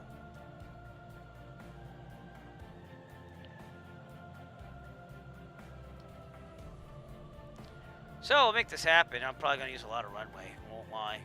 I'm supposed to land at a speed of approximately 85 knots in the Cirrus. But yeah, I can't wait to fly one of these in real life. I think that'd be amazing. It's amazing the fact that how much faster it goes than the Cessna. So it's also more costly, but you don't fly as much time here. Okay, I'm going to increase the mixture as we get down here. Probably go all full mixture. And we'll keep this throttle up because it looks like we're going to correct ourselves here. Very good. Oh, look at that little reservoir, if you will. Whatever you call that. We don't see those out here in the east. But yeah, that's really cool. 500. Scottsdale traffic. Cirrus Cirrus Nautical Foxtrot, final rolling 21. Scottsdale. This is our final destination of the day, so enjoy. A little bit of throttle, keep it up at like 85. But proper planning prepares success, you know what I mean? This was much better than Sedona. Sedona was halfway down the runway. Okay, throttle out. Gonna be flaring soon. A lot of float in these planes in the simulator. Here we go. Pretty soft landing. Let's hope my rudders don't like suck again. The sensitivity settings on these Thrustmaster T-Flight rudder pedals can't get them to where I want them to be. So, all right, let's get my plate out without killing anyone. General Aviation's actually on our right over here, so if we just slow down a little bit more, take our next right turn off the runway, which should be Alpha 7, and then we should be good. Be right lined up at the General Aviation transient ramp, which is over here. That's where we started today. Thank you for saying it was a nice landing. I've gotten better on the Cirrus, you know. A lot of it's, again, it's just like the Cessna, knowing what speed you're looking for, your flap settings, this and that. So I've been kind of memorizing it because I made my own checklist from the POH for the SR-22. But I'm getting very comfortable with it now, which is good because hopefully someday when I fly one, I'll have a clue on how to do it. All right, let's go to our checklist. I'll just give you a little view of this too. This is my self-created checklist from the POH. So after landing, flaps up. I think I already got the flaps up, right? Yeah. Oh no, I didn't. Flaps up, and they're going up. All right. Power level or lever at 1,000. It's about 1,000. Transponder I like to leave on until I park. Pitot heat is off because we didn't really need it in the first place. And then fuel pump will be off. Probably gonna flip it to the right actually before I do. So, oh, that's prime. All right, you do have to have the fuel boost in order to change the tank. So, probably creates a vacuum or something with the fuel, and we're good. All right, let's go park it in Generally Aviation Parking, straight ahead of us.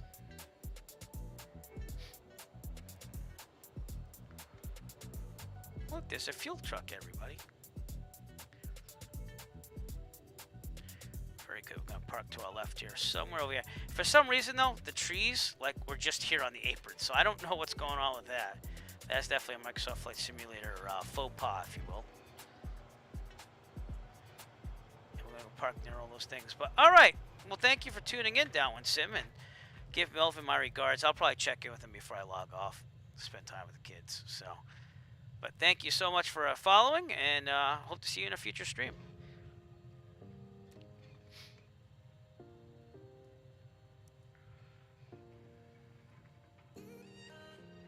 Just pull in. Oh, I have a Marshall. Right. Well, let's use the dumb Marshall, shall we? Alright, throttles out, brakes. Okay. As long as I'm not going to cream myself on this. Is that a Bonanza? I don't even know what that is.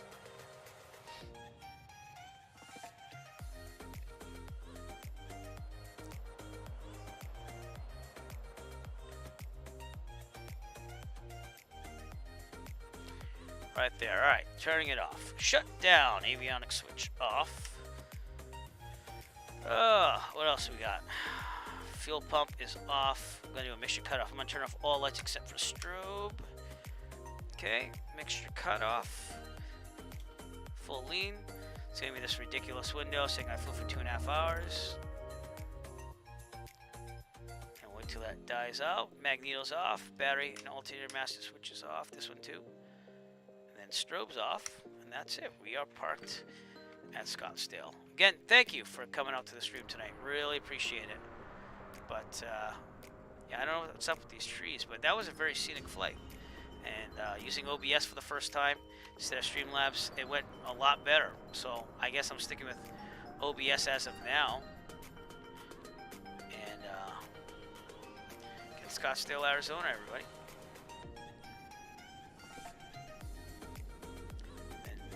Phoenix should be down there, right?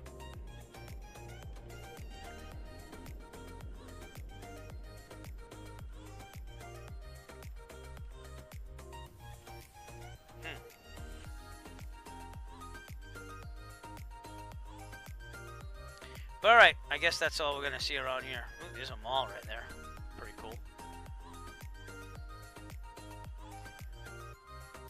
Maybe it's past the mountain ridge. I don't know. Actually, I think it is. Yep. Phoenix is out here. Hopefully it doesn't do that thing where it says I crashed my plane, because I didn't. It's actually parked with the engine off. Downtown Phoenix right here. It's probably going to take some time to load. There we go. So give it a little time. It's downloading data still. Don't fly in the Southwest a lot, so...